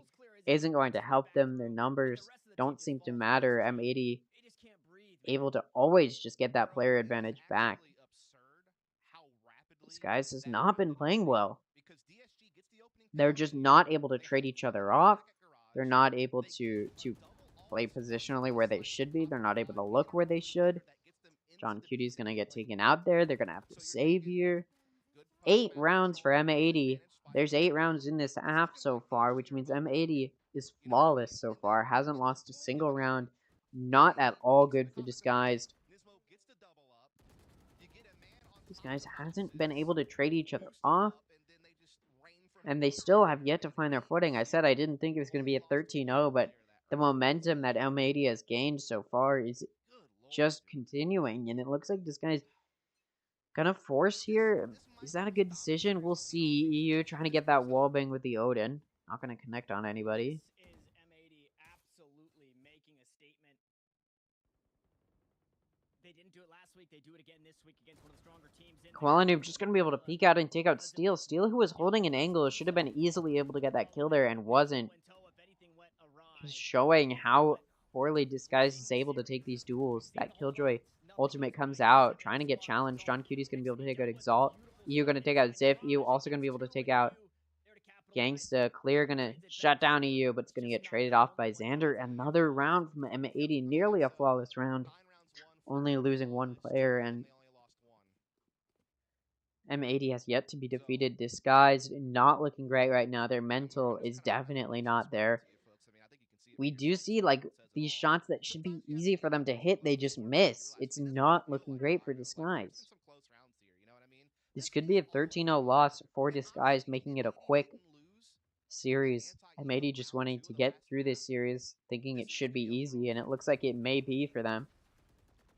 Wallbang is coming through, trying to take out Gangsta. Gangsta, who takes 0 damage as the rest of his team starts pushing through B. Nismo able to get a pick on Ziv and Clear. Exalt finally trading that off. That Sova Dart comes out. Xander going to be able to take out Steel. John Cutie going to be able to take out Exalt. Gangsta going to be able to take out John Cutie. Somehow, off of that saved round, this guy gets more kills than off of a full buy or a forced buy round from them. Doesn't really make much sense to me, but they are able to get 2 players there. Doesn't matter to M80, whose econ is so stable, they're not going to have to worry for the rest of this half. Disguised needs to find some sort of footing here. I mean, 10-0 is not a good score, to say the very least. And Disguised knows it. Disguised knows it. Not looking great right now. Just trying to figure out what can they do differently. Steel pushing out very aggressively, takes out Xander before he's traded off. Koala Noob bringing that op back out like we saw on Pearl. Gonna be able to take out Exalt and Clear. It's a 2v4 for M80. It's gonna be easy for them. Quick work. Disguised. Gonna be in a little bit of a difficult position. Koala Noob's gonna get spotted, but that Owl's still out. Gangsta not ready for Koala Noob to push him. John Cutie going to be able to take out Ziff. Another round there from M80. Another round where they only lose 1 player. Like I said, Disguise seems to get more kills on their save rounds than on their full buy. So it does make you wonder, what are they doing differently between those two? Obviously, you play a little bit more carelessly on those save rounds, expecting to lose. Maybe Disguise needs to incorporate that a little bit into their playstyle, because it looks like M80 is able to push them very aggressively, and Disguise is not able to counterplay that and take advantage of their aggressive play. We're now looking at the last round of the half, and they have yet to win a round. A forced buy round here. They're not going to be able to full buy that. The Killjoy Sentry comes out. He was watching it with an op, not going to be able to pick out Ziff. He may just back off of that op, and it looks like he does. Nismo is still watching B. Koala is watching A long, Steel ready for it. Is he going to push him? Is he going to peek him? Koala Noob now peeking out, seeing if he can get a nice pick, as Disguised is pushing A. Can Koala Noob get some good vision here and get a quick pick? That smoke comes out. Koala Noob gonna be able to take out Gangsta. He should be able to get another pick here. Nope. Clear's gonna shut him down. Very nice there from Clear's gonna shut down that operator. EU from Heaven's gonna try and get a pick. Not gonna be able to hit the shots, and actually gonna take quite a bit of wallbang damage there. Still a 4v4, but Disguise has more health. And we get that util usage from Exalt, trying to force him off. Clear able to take out EU and Heaven. Once again, Ziv not looking where he should. Not looking where M80 is. Gonna get taken out. That Killjoy lockdown comes out. And that Rolling Thunder ult from Breach comes out as well. Exalt gonna be forced out or die. Both. Gonna get forced out and die. Nismo gonna take out Exalt, Steel. Oh, that spike's just gonna get diffused. It doesn't matter if Clear's able to take him out, which he's not. and 12 rounds from M80, taking the entirety of the first half. Is this really a pro play that we're seeing from Disguised? I mean, the way they're missing these shots, the way they're not peeking their angles, the way they're not able to win these duels, it honestly does not look like the peak of Disguised or at all where they want to be, especially when they're already down a map. They got 3 rounds in that first half on the first map on attacking, so you'd expect them to get a few rounds here. They're going to need to win 12 rounds in a row if they want hope of winning this. And winning this map, or even this series at all. I mean, M80 just needs to win this pistol round, and that's it. See how they play this. M80 now on attacking. This guy's gonna have to play forcing every step of the way. M80 has so much room to breathe. They can lose as many rounds. I mean, realistically, as many rounds as they want before they have to start to worry. Got 12 rounds of wiggle room to play well with their econ, so they don't need to force or play super aggressively. They can just play good post plant. Disguise not going to be able to prevent them from pushing onto site. And Disguise is actually pushing up short. Clear going to be able to take out Koala Noob. Steel going to be able to take out Xander. Good timing there. Also, Nisma's going to get taken out by Gangsta's Shock Dart. John Cutie going to be able to get a pick finally on Clear. 2v4, not looking great for M80. John Cutie going to be able to take out Ziff. That spike's going to just get diffused. They can't wallbang that. John Cutie's going to be able to get 2 picks. Steel's going to take out John Cutie. EU's going to get a double kill to finish off Steel and Exalt, but it's a little bit late for that. The first round Disguise has ever won in this map goes that first pistol round. Disguise, as always, should win another round off of this. And when you are down 12-1, you need to force every single round that you are playing. There's no playing safe with your econ or taking bonus when you are already down 12 rounds. I mean, not looking great for Disguised. Very dominant performance from M80, who's having a very good game right now. Definitely feeling really good. Disguised and knowing it's a very big uphill battle from here. Probably a little bit disheartened. And M80 is actually opting to force. We see that Vandal and Full Shield come out from Koala Noob. Will that be useful in gaining this round? They only need 1 round. That alarm bot does get destroyed. Disguise knows there's at least 1 on B, or at least 2. They did hear 2 people shooting. Steel does get spotted. Will Koala Noob be able to take him out? Yes, he is. Ooh, Clear going to be able to take out EU and Koala Noob from A-Link there.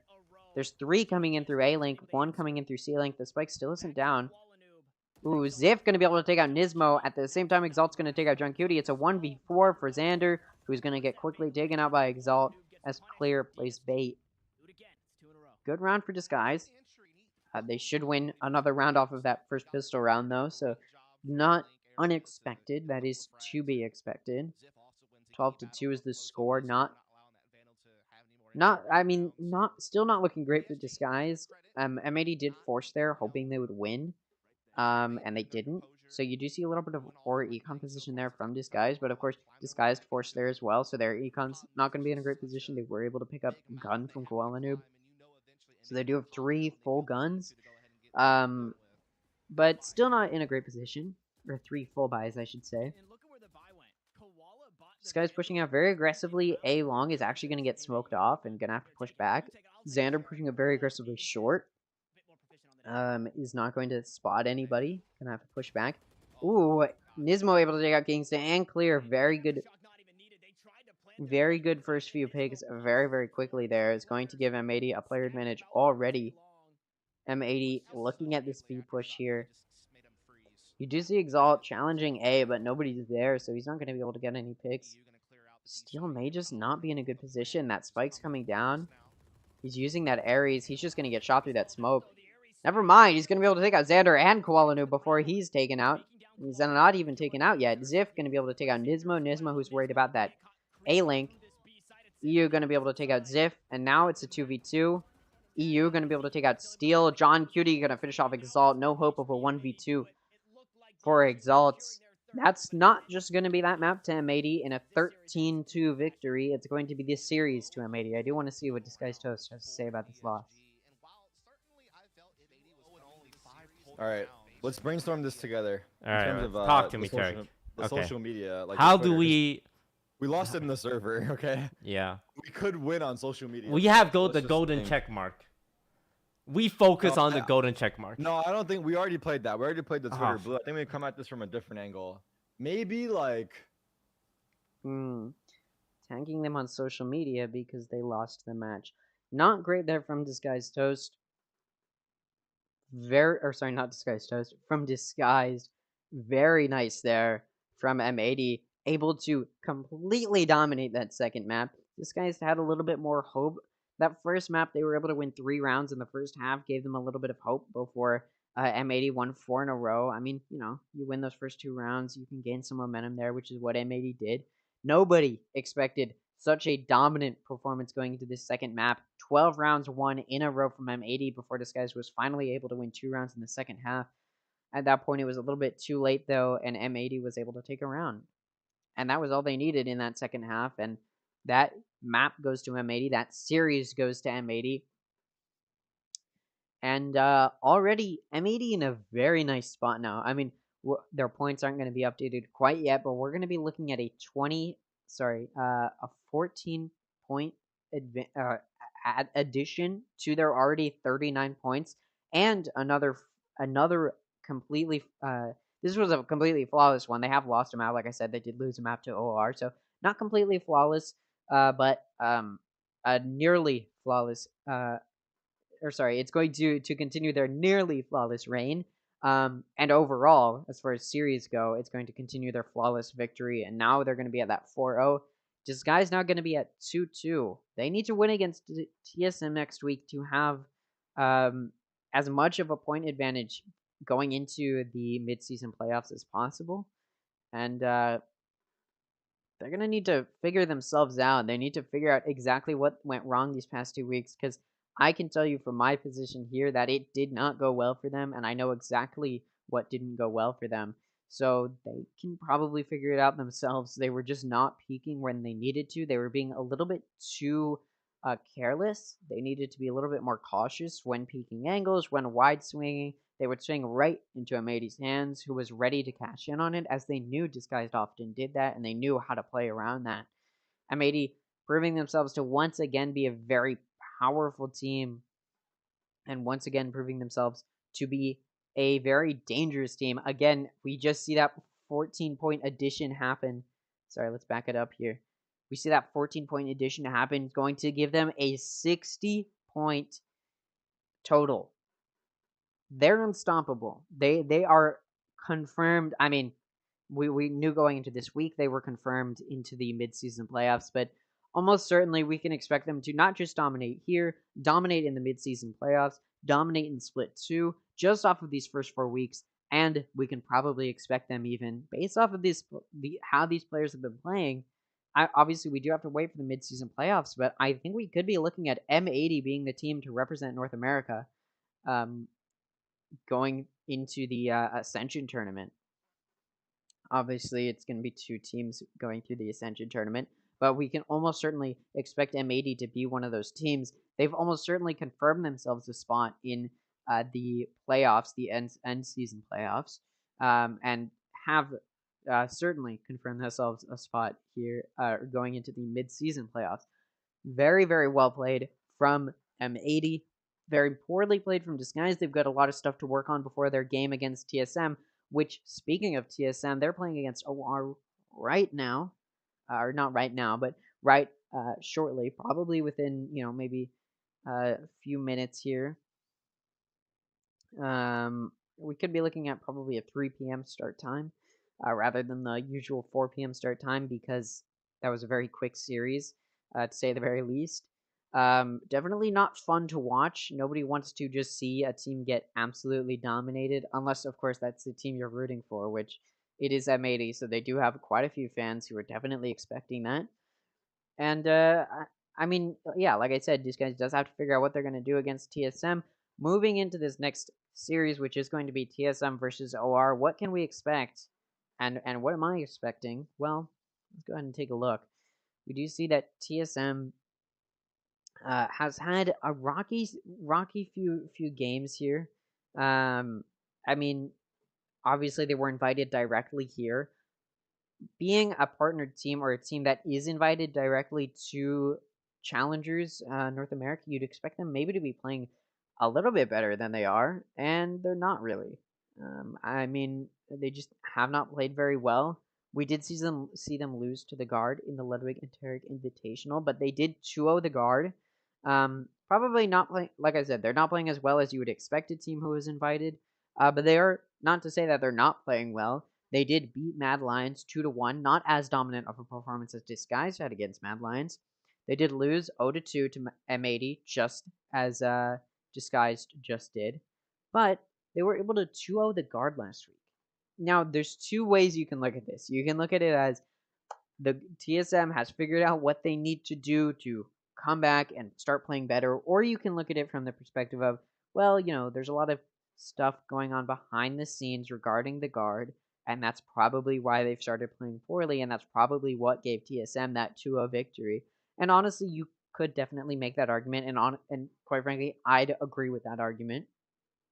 So I'm not expecting necessarily that the Guard will continue to play poorly, or even that TSM will play as well as they did against the Guard moving forward. But what can we expect specifically against this match between TSM and OR? Well, just looking at these stats, looking at the players and the roster that they have, which is a very, very nice roster of very well established players and very nice pro players established well in this scene, we're going to be looking at a pretty dominant victory. We could be looking at a 2-0. Obviously, OR has they've gotten a few surprising maps up. I mean, they got a map on Disguised last week. They got a map on M80. I believe that was the first week, if I'm not mistaken. So they've had a decent. Let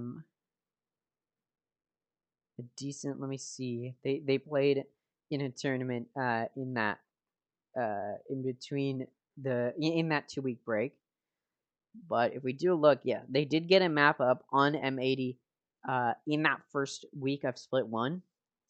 And that was a very surprising map for them to get. They did lose 2-0 to the Guard. They played against the two most powerful teams right off the bat. Probably not the best for them. They did pretty well in the HyperX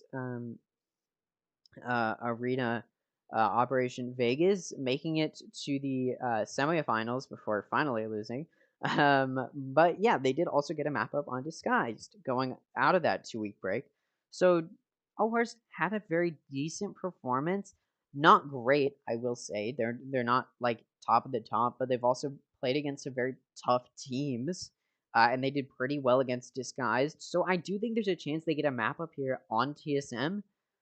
But overall, just looking at the way TSM has played against a team like the Guard, which OR did lose 2-0 against. Like I said, the Guard's not been playing their best, and they definitely did not play their best against TSM.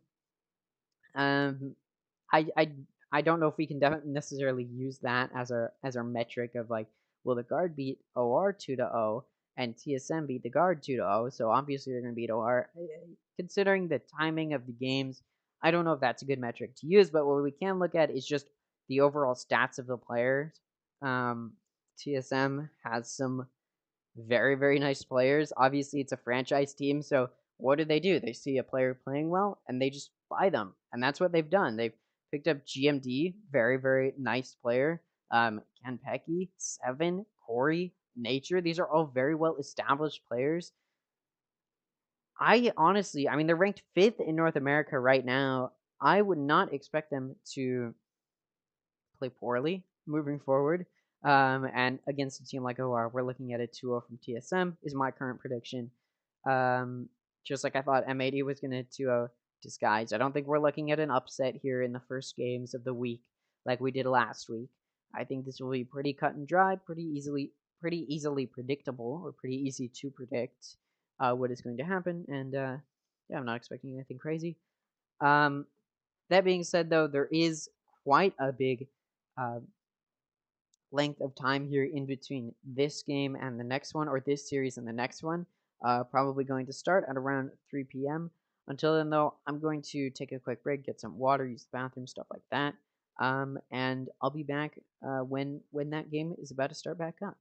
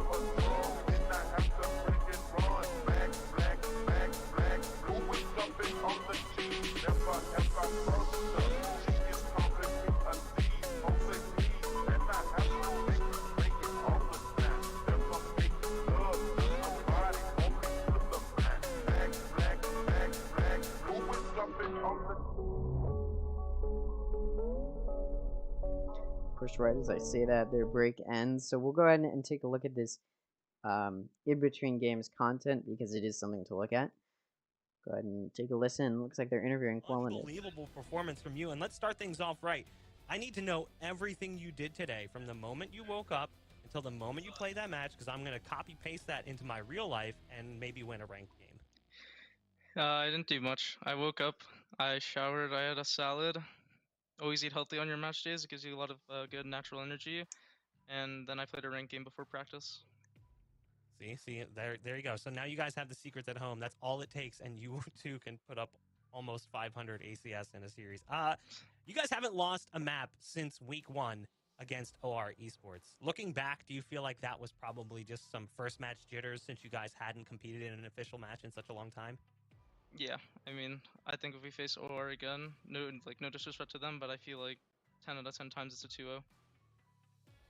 Do you feel like today's performance is like what this team should be capable of all the time? Like this is the peak performance of your roster? Yeah, I mean, if it's not me, it's Marky or Nismo. If it's not Nismo, it's John. If it's not John, it's Xander. If it's not Xander, it's Dan. Like, literally every person you're gonna see while this team's a thing, like, pop off. Everybody on this team has the potential to pop off, and this week it was just me. When you guys are playing this well on an individual level, obviously you had an incredible series, so hats off to you for that. But when you're playing that well, does the team allow you a little bit of a looser leash to just kind of do what you want, or was it always the game plan coming in to kind of be like a little bit more aggressive? 11 to I don't remember what it was. We were at like 11 or 12 on Pearl. I'm just like, yo, John, can you take this gun and just let me like run with my knives? It was like I ran R with my knives. I just did whatever I felt like. So like, we were obviously trying to close it out, but I just wanted to like when I'm feeling it like this, usually John just allows me to kind of just do whatever I feel like because he knows I'm just gonna kill people. I mean, after that first map, you guys obviously were feeling confident, but what were the vibes like in the team speak in the comms when you were getting prepared for map 2? We just went downstairs and just like got like more water and stuff. I don't know, everybody was dialed in. I was just like excited and like hyped up because we just like destroyed them, but everybody was pretty chill. Like nobody was like, okay, let's do this for Haven, let's do this. Like we just knew we won, I feel like. Now, well, I mean, obviously you feel really confident coming off of a first map win the way that you did, and coming out of the second map, you probably feel even better. You guys are in a pretty strong position right now in first place with only one series left to go against the Guard. But this final question does come from the fan zone. If you guys at home are wondering what the fan zone is, you can head over to pks.gg/Discord. This one's from Chloe. How does it feel to be so talented and hip and fresh and cool? Got a girlfriend named Marissa who hypes you up. Because I feel confident because of her. Damn. Oh, the GF buff is a good one. I'm married, and I don't think that's ever made a difference for my performance, unfortunately. But I'm also fine, and your time will be soon. Really well, congratulations again on the match win. Obviously, you guys look great. I'm really excited to see what you guys do in the final week against the Guard. Thank you. Yeah, we will be working hard. Hard work indeed, although it didn't look like it in that last series. That looked like it was the easiest series win we've seen all series long here in Split 1 of Valorant Challengers North America. We're going to go ahead and throw things to a break. We've got another game coming up just after that. Stay tuned, and we'll be back in just a bit. All right, yeah, I'm going back to this break as well. I'll be back shortly, or when the break ends, because I've run out of stuff to talk about. So, yeah. We'll be back whenever this next series starts. It is TSM versus OR, so stay tuned for that.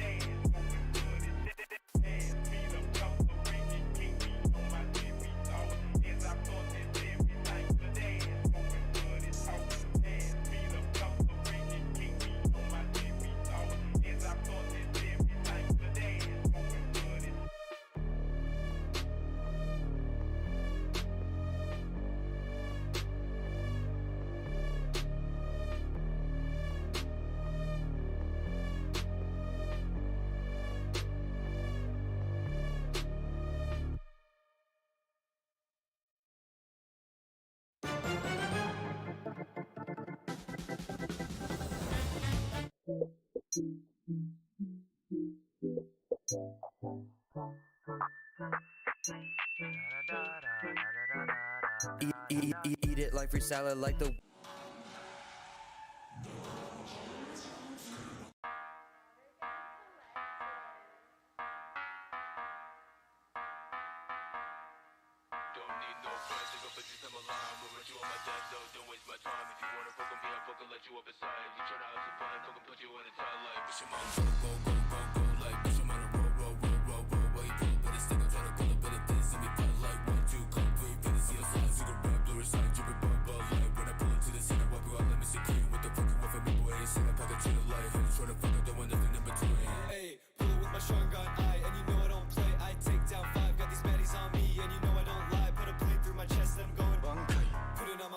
I finna turn hollow. Straw hat burns and you know my crew follows. Stacking these racks, I don't need no lotto. Living large like a titan, I ain't talking colossal.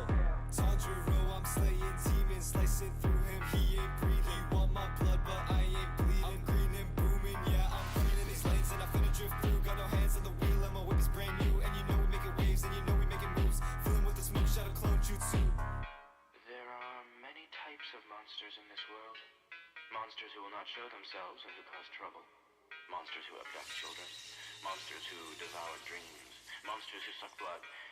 And monsters who always tell lies. Bitch, bullets in my tap, blah, blah. Bitch, I'm fast, can't see where I'm at. Drifting through the radar, team, blah, blah. What the fuck do you want, bitch? Shut the fuck up. I'm relaxed, I ain't tryna fuck with you. Are you broke, bitch? You are a broke bitch. Put it in the work, bitch. You gon' stay homeless. I'll make your balls red like I'm Genovic. Middle fingers to the haters that are all alone, bitch. Now everything that was in my way is gone. It's only a matter of time before I get rid of the police. What do you think of that, Al? This is my perfect victory! That's right! I win! Go, like bitch, I'm on a roll. Why you pull up with a stick? I'm tryna pull up with a diss. And we fight like 1, 2, come for you, finna see us live. See the rap, blur aside, dripping bubble light. When I pull into the scene, I walk you all, let me see clean. What the fuck you want from me, boy? Ain't shit, I pack a chill life. Honey, try to fuck, I don't want nothing in between.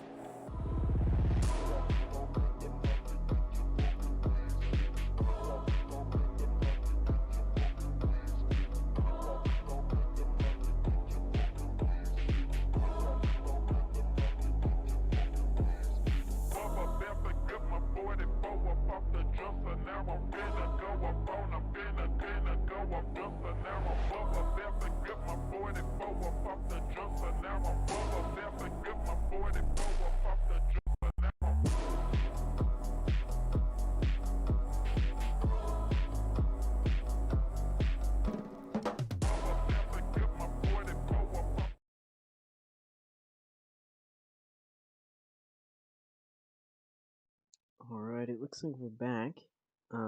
Like I said, I don't really have anything else to talk about, so we'll go ahead and take a listen to what they have to talk about. For week 4, it's the first day of Split 1 for this 4th week, and we've already seen one team get up.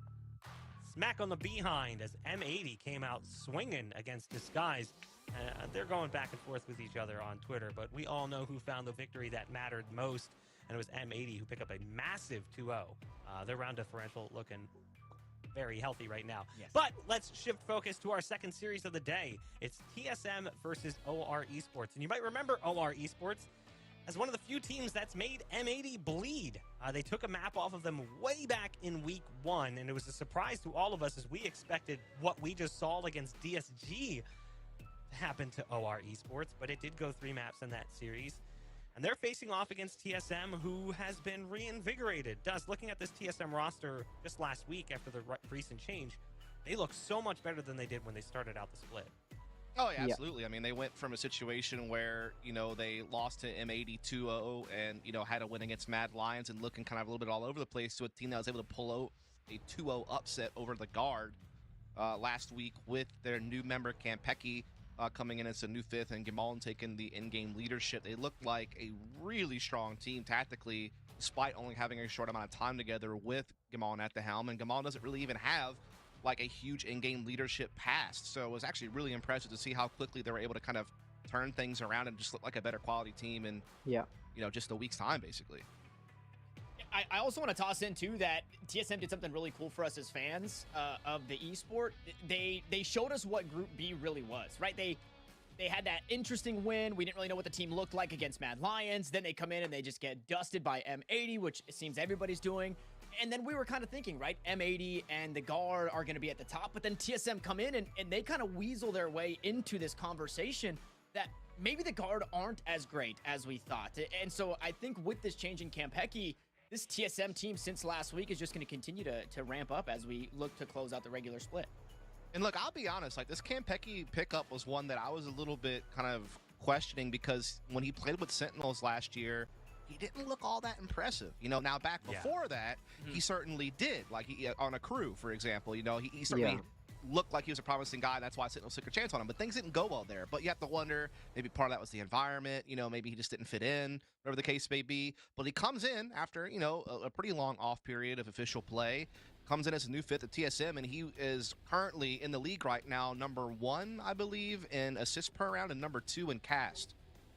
So he quickly made an impact, is the point I'm getting at on this team, and really helped drive them forward against the Guard last week. I think that most people, when Campeki was picked up by that roster, people were like, wait, who? I don't think that a lot of people heard that name and it immediately came to them unless they really paid attention to the Tier 2 scene. So when he under-delivered with that roster, I think people were kind of like, well, duh. I've never heard his name before, so clearly he's not that good. But the reality was he was a strong player. It just didn't work out for him in that system. I was concerned that we could see something like that play out again here, but obviously that's not the case. But again, small grain of salt, it was just one match. We haven't seen enough of him yet to really stamp that opinion solidly.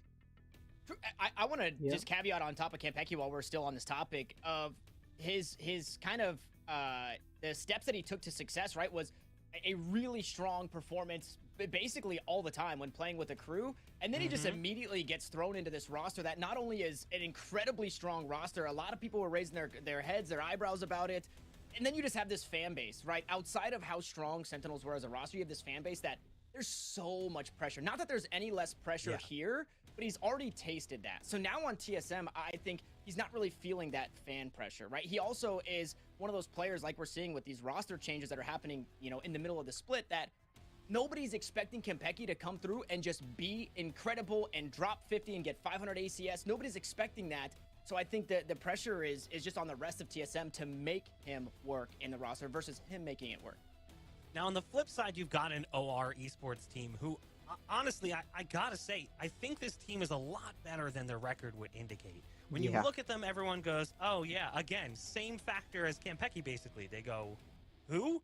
It's that nameless factor that they just keep getting put in these situations that I think are very winnable if they were not against these very powerful top few teams. I mean, they got put in Group B, one of the hardest groups in Challengers right now, just with M80, with the guard, TSM now stepping up. OR's just been getting unlucky with who they're playing against, going against Disguised. Not the best team in Group B, not even close, but still a very powerful team. OR just hasn't been able to show themselves as a dominant force. They've been able to get a few rounds. I mean, they got a round on M80. M80 says that that's just because they didn't have any games to go off of, and that was their first game. That was their first series. They just didn't. They needed some time to warm up, and it looks like that may have been the case. They've had that time to warm up, and they've started to play much better. And now we're seeing now. So you know, we're looking at OR, who's just been against some very powerful teams. Being in Group B, we'll see if they can take out TSM here, but I think if there's a series that they have the best chance of winning, it's their matchup against Madline, where they can really prove themselves, because they haven't really been able to prove themselves so far. And we'll see if they can, you know, step up and prove themselves by maybe getting a map here, you know, 2 weeks in a row, getting a map on some of the top teams here. You know, try and get a map up on TSM. Or if we're just going to see sort of the way M80 dominated Disguised in that previous series, maybe we could be looking at TSM just dominating OR here. I mean, we're looking at these stats: 201. Still just a very powerful player for OR. Still not going to be better than, of course, TSM's best players, because OR just isn't. I don't think they've had the opportunity to shine, and quite frankly, I don't know if TSM is going to be that opportunity. I think they're going to have to wait until Split 2 when they get against some of those easier teams like Oxygen, like Moist Moguls, like Turtle Troop, those teams that are a little bit easier to beat. That's when OR will get to sort of prove themselves and start to shine and maybe have hope of getting into the playoffs. But quite frankly, I don't think OR really has a chance. I mean, they're definitely not going to be going into that mid-season invitational, mid-season playoffs, but they can definitely try and lessen as much of the blow to give them as much of a fighting chance going into Split 2 as possible. Yeah. In rating, I think, like, when you look at the stats, everyone else is beneath them. They've got multiple players in bottom five of considerable stat categories, things like ACS, KD, cast percentage, ADR, all of those measurables that we typically use to look at players and what they bring to the server. They're in the bottom five in a lot of those categories, and they're just not hitting the mark. And yet still, they almost won a series against DSG. They did take a map off M80. I feel like, honestly, and this is a hot take, and I said it before the show, if you put this team in Group A, they can have 2 wins right now. Yes. Just saying. I 100% agree. I disagree. Like, I think that Moist Moguls would beat this team. I think maybe some of the other ones, maybe you could have a debate about it. But honestly, I think it is fair to kind of wrap back around to kind of what y'all two have been kind of alluding to, and let's just call it what it is. The strength of schedule for them was difficult out the gate, especially for a team that's coming from qualifiers, that doesn't have a core, you know, to their roster, doesn't have a whole lot of history playing together. I mean, again, maybe like a pair of players play together over here, another pair of players play together over there, but not as a whole unit, right? And so I do want to give them a little bit of leeway on their performance, just kind of considering that fact that they're so fresh and that they had such a tough opening 2 weeks with the teams that they had to play against. And I do think that there's a chance that they could show us something better than what we've seen prior in this series coming up. There is a stat category they do lead, and it's rounds for clutch opportunities. 113 out of 162 rounds, they're in a clutch scenario, which is not a stat category you really want to be in the lead of. That's No. 70% of the rounds almost where they end up in a 1vx situation. And unfortunately, they're only winning 11% of those. That's 18 rounds total out of 113. So it kind of illustrates the Jesus. problem that you had mentioned Yeah, earlier. that's The mid to not, late round is definitely proving to be problematic. Even the early round, they're just going down bodies and forcing themselves into those positions. But we will take a look at the maps. There's maybe a world where the map pool works out well for OR. We have seen them, again, find success on... All right, let's go ahead and take a look at this. Haven is, of course, new. I mean, after those first 2 weeks, it's new, I should say. Or not Haven, Split. Split is new. After those first 2 weeks, we took that 2-week break. In that time, Lotus was introduced, as was Split. Split was reintroduced, taking out Breeze and Bind. Breeze was already not being played very much at all, and Bind as well not being played very much. So those two being out sort of made it a little bit more even.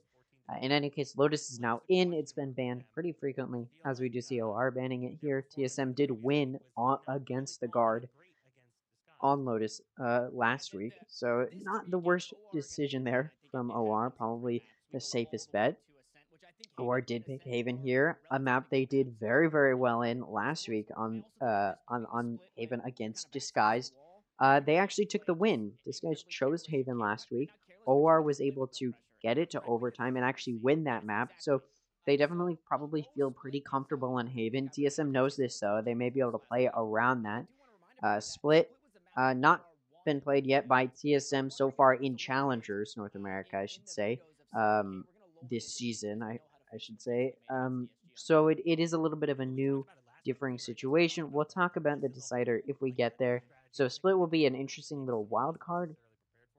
If I do remember correctly, Split was played by OR last week as well, picked by OR, and Disguised dominated them on it. They won 13-6.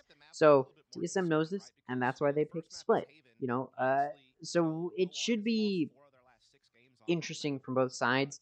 I do think OR is going to play their best, but we did see TSM 2-0 the guard last week.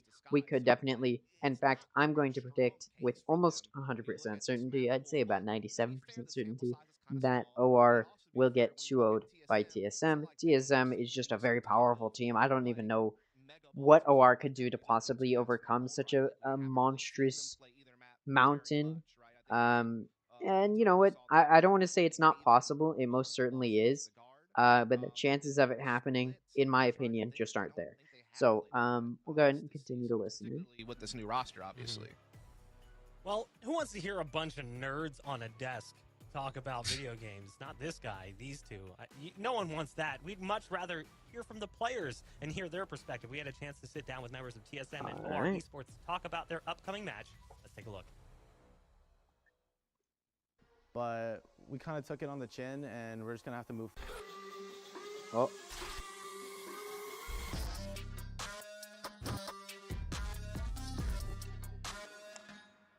Nice there from Mitsuruno.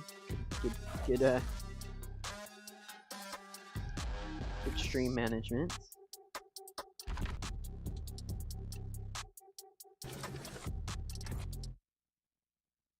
The preparation in the split has been going pretty good. Unfortunately, we had to play like really strong teams in the first 2 matches, but we kind of took it on the chin, and we're just gonna have to move forward for the remaining matches that we have in the split, and we'll see what we can do then.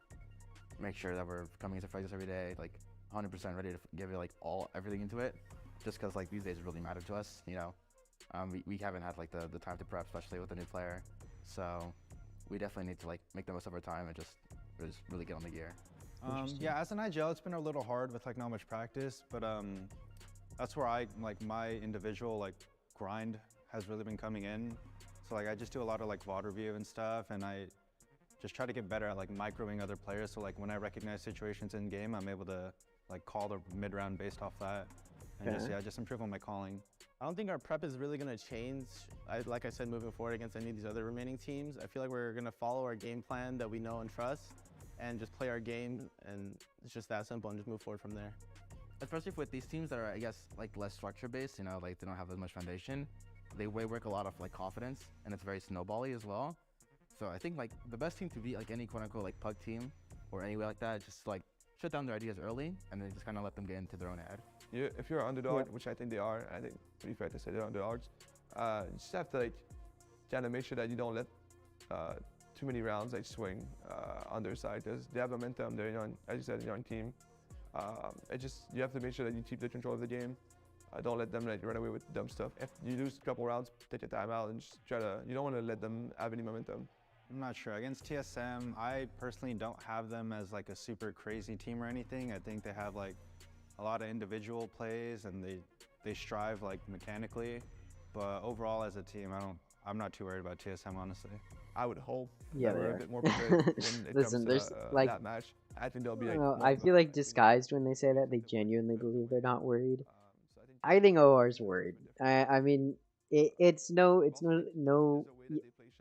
a mystery. They're the bottom team in challengers right now, the least amount of points, and a team like TSM which just 2-0'd the guard, they're worried. I know this was probably filmed before the 2-0 victory, but even before that, I mean, TSM was playing pretty decently, so I don't expect, or I would expect OR to be scared, and I don't expect them to not be. And I think TSM knows that. They're going to have a little bit of that confidence that they're going to need to just get into their heads and take control of this series. I want them to win every game except this one, so good luck to them. For TSM, my message is just good luck, have fun, I guess. I don't got much to say other than that. I really like Seven, Nature. You know, I think they're all really good guys and, you know, good friends. Just good luck, have fun. Message to TSM, have to be free SM. I have a friend over there actually. So I have a friend called Zeldris. He's my friend. I know him since like all the CS days. So I mean, like, good luck, bro. That's all I have to say. Damn. Free SM. Good luck. All right. Well, we'll see if they can, cash in on that free SM as we move into the first map, which is going to be Haven, picked by OR, who did have a good game on Haven. Well, I'd say good, but they last week went into overtime to win this map against Disguise. So we'll see if they can maintain that momentum on Haven. GMD picks Omen, we get Nilias on Killjoy, we've got Nature on Sova, Jonah on Breach, Kenpeki also on Breach, PureVNS on Astra, Corey on Jet, Zeldris also on Jet, Lear on Sova, and then 7 on Killjoy.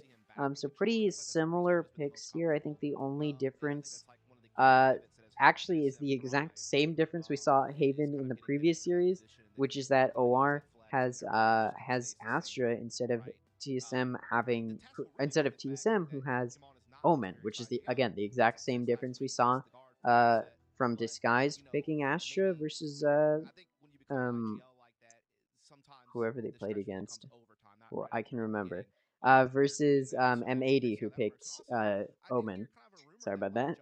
But yeah, so we did see the better team last time pick Omen instead of Astra, so maybe the better team this time is picking Omen instead of Astra. We'll see. OR going to be starting off on attack, going to be able to play aggressive or as aggressively as they want. The ball's in their court. We do see TSM lacking mid control a little bit. They've got no util mid. They've got nobody watching mid. Kenpeki, I think, is looking to wallbang A lobby, but now he's going to have to start moving and looking at B, because that's where OR is going. Like I just said, they are lacking mid control, and OR is going to be able to cash in on it. They're going to be able to push into mid. We're going to get that entry frag, or that entry from Zeldris. And he's already on site. 7 looking in from C-Link. The rest of DSM pushing in through A-Link. Jonah's going to encounter them. He's going to get concussed. Nature's going to be able to take out Zeldris. Lear's going to take out GMD. Nature going to be able to take out Lear and Jonah. It's 4v2 now for OR. Not in a good position. Both going to have to watch from mid, window, and that spike is tapped. Nilias peeks out to check if anybody's on it, who's going to actually be forced off. PureVNS is going to be able to take out Kenpeki. That spike is tapped. PureVNS is going to be able to get a 4K to win OR that first round. Very, very nicely for PureVNS. I am interested to see this replay if and when it does come up. That was a very nice 4K there from Pure VNS to win them that round. And of course, they're going to force off of this and should be able to gain another round. As always, they should be able to gain another round off of that. You win that pistol round, what you should always do is force and win another round, which OR should be able to do here. TSM going to be forced to save here, so that way they can buy next round. Looks like OR is playing very far back, very passively, expecting a push up here from TSM, or at least for some util to come out, which is what's going to happen. OR pushing very aggressively into the smoke. He's going to face TSM. Lear going to be able to take out Nature. GMD going to take out Zeldris at the same time. Nilias and Lear both going to get another kill, immediately giving OR that player advantage. It's a 2v4 right now. Not winnable for TSM, but going to be difficult. Kenpeki able to take out Lear, going to make it a little bit easier. Also able to take out Jonah with that classic right click. But going to get finished off by Nilias. And now it's a 1v2. Kenpeki was able to make it a little bit easier on themselves. Or on TSM for this retake. 7 going to have to retake, and he's coming in through short. Looks like OR knows that he's probably going to be coming in through that position. Spike is planted for CT. He's able to pick up a gun. He's going to have to tap it. There's Killjoy util on it. He'll probably know that. He takes it out as he starts to defuse. That Astra util comes out, going to force him off the spike. He's able to get out of the pull. Taps it again. It's going to get pushed. Nilia's going to be the one to take him out. Very, very nice there. Round there from OR. Once again, Pure VNS and Nilias, the last two alive. And once again, they're able to finish that round off. Now TSM is going to be on a buy round. OR should lose this round because TSM does have better guns here. And OR did lose a significant amount of their players. Which means TSM on a save round did as good of an econ damage as you would hope. Able to take out the majority of the enemy players, weakening their econ. Which means OR is going to have to sort of light buy, save whatever guns they had previously, put them on who they think they should be on. Whereas TSM off that save is going to be able to full buy here, which we do see them doing. So this should be an easy win for TSM if they can play their cards right. Zeldris just going to be able to dash right into Garage. 7 sees him though. 7 also going to be able to take out Lear. That flash is going to come out. 7 going to also be able to take out Jonah off of that flash. Pure VNS going to take out Kentucky, but GMD is going to take out Pure VNS. 7 going to be able to take out Zeldris. It's a 1v4 for Nilias, who is in Garage. I don't think they know he's in Garage, though. Yes, they do. I lied. 7 going to take him out for that 4K. Nice there from 7. Like I said, TSM should have won that round. They had better guns, and they did win that round. They were able to effectively deny the entry from OR. Very, very well. And now OR, off of that sort of save, light by force, whatever, is going to have to, or is going to be able to full buy here. More of a save and light buy. So they're going to be able to full buy, which means both teams are going to be able to full buy here. Most of TSM did survive that last round. OR's job was to do econ damage, and they didn't really. I think they only got 1 kill, so not great econ damage. So TSM still going to be in a very good position econ-wise. OR also going to be able to full buy here. OR definitely wants to win this round, though. TSM doesn't have to maintain a pretty steady econ. Looks like OR is going to be pushing into B. They do got Pure VNS and Nilias both lurking, while the rest are trying to get that spike down on B. The spike is dropped as they push through Garage. That Astra Wall comes up to try and help them push onto site. 7 is watching that Garage push. Is Zeldris going to be ready for 7? No. 7's going to be able to take out Zeldris. Lear going to check that, though, taking out 7, trading it off. Kenpeki going to take out Lear, while Pure VNS takes out GMD. Kenpeki going to be able to take out Jonah and Pure VNS, and now it's a 1v3 for Nilias. Does not have the spike, and TSM's just going to watch it. Nilias may just want to save here. It's probably the safest option. Still has 50 shield and a gun, so it would be an easy save. Looks like he's actually going to be going around, though, to look at C long. Try and get into this clutch position. This is something that the broadcasters talked about, or the announcers talked about before this game started. OR often ends up in these clutch positions and isn't able to win them. Nilias able to take out Corey, gonna get concussed. Will Kenpeki peek while Nilias is concussed? He does, but not able to take him out. Nilias gonna be able to take out Kenpeki. The round does go to TSM, but still some good econ damage there from OR, who's going to force TSM into a position where they have to waste more of their money. And now, if they do lose this next round, will not be able to full buy. They could have lost that round and been okay, or not okay, but been able to buy this round. But now if they lose this round, if they lose round 5, they will not be able to buy round 6. So OR was able to do some good econ damage. Nelia is able to maintain the gun, so some good econ save there. But it was a full buy from them that they needed to win, and they didn't. So OR is going to save here. Corey going to push out very aggressively. Not going to be able to get a pick, but GMD in short will be able to take out Zeldris, Jonah, and Pure VNS for a 3K. Lear able to take out Nature. Not a very good trade at all. Corey going to be able to take out Niliaz, and now it's a 1v4. Corey is pretty low in health, though, after that encounter. And Lear does get the spike, but it looks like with that Phantom, he may still be pushing A. Lear's just watching short, hoping he'll get pushed. Will he get pushed, though? No, he won't. And he peeks out, sees that there's 2 people watching, and decides to back up. But it looks like he's going to encounter Corey. Corey backs up. Corey is very low on health, only has 10 HP. I do probably think he's starting to rotate. And they do lose their position. Kenpeki's about to push short, and he's going to catch Lear off guard.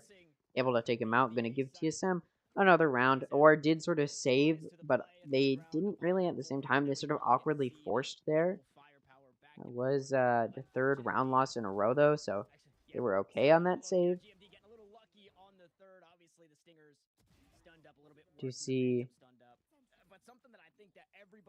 now?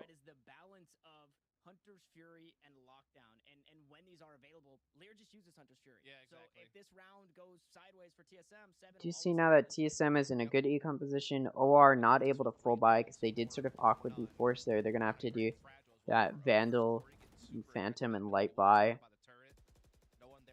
Which isn't going to be great for them.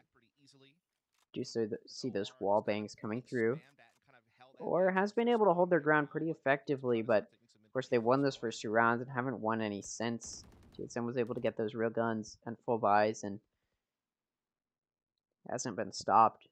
Econ momentum now pretty decent. Your VNS is about to get encountered by GMD.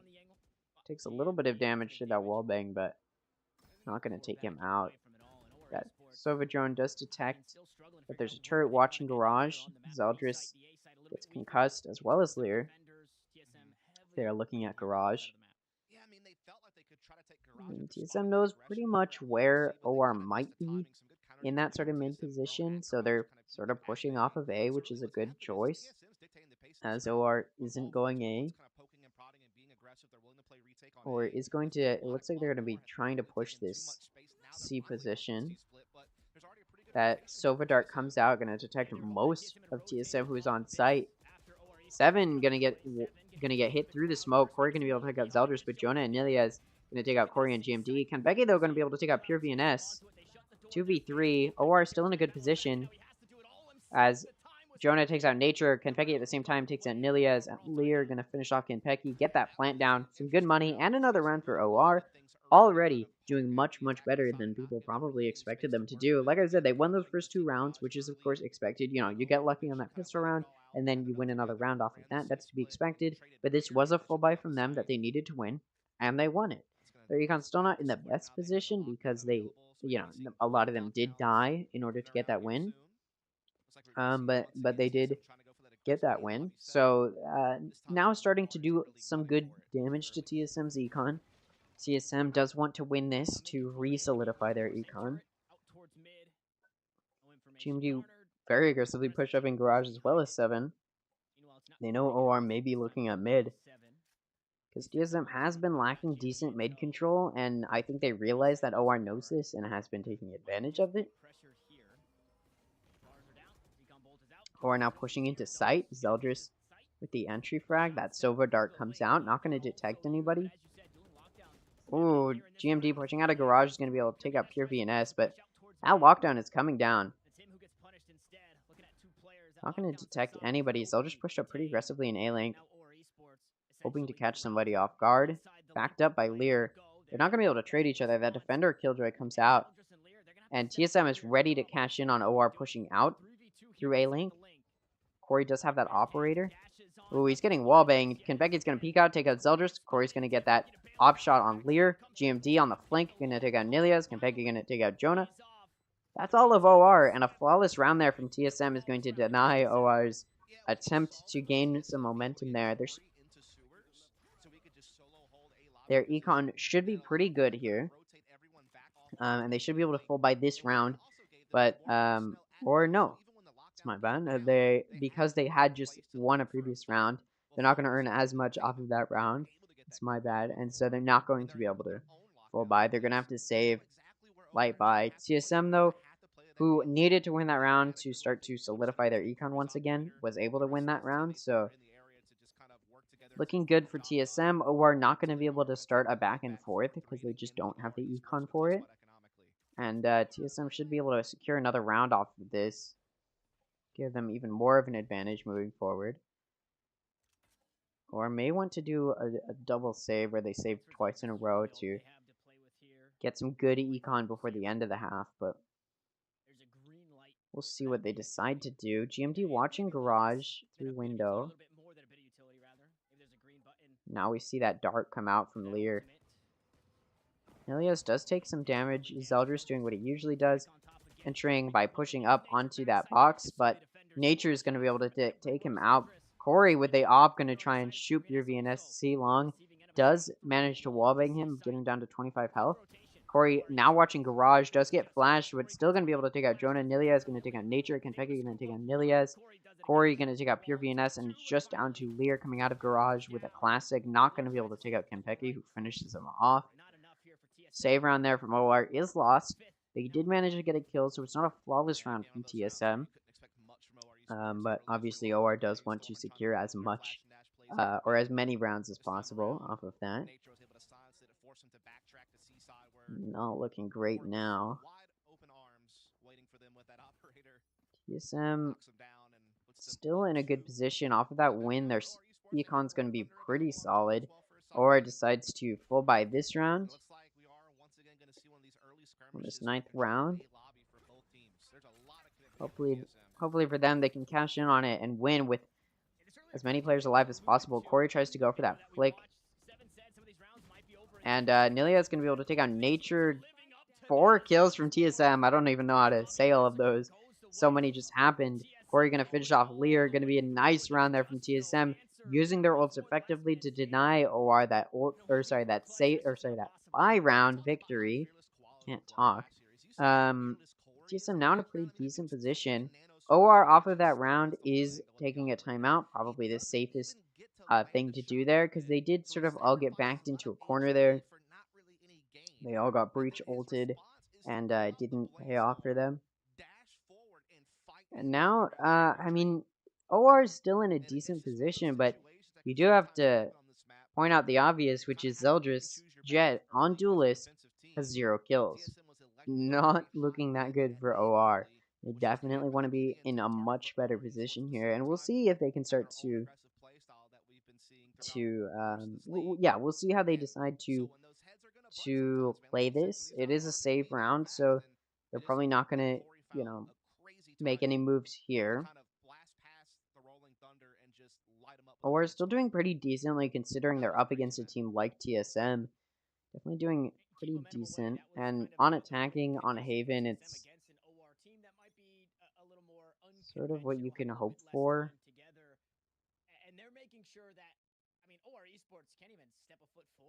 It's a little bit of a... It looks like OR is going to be doing a default push, maybe. They got the spike looking towards C side.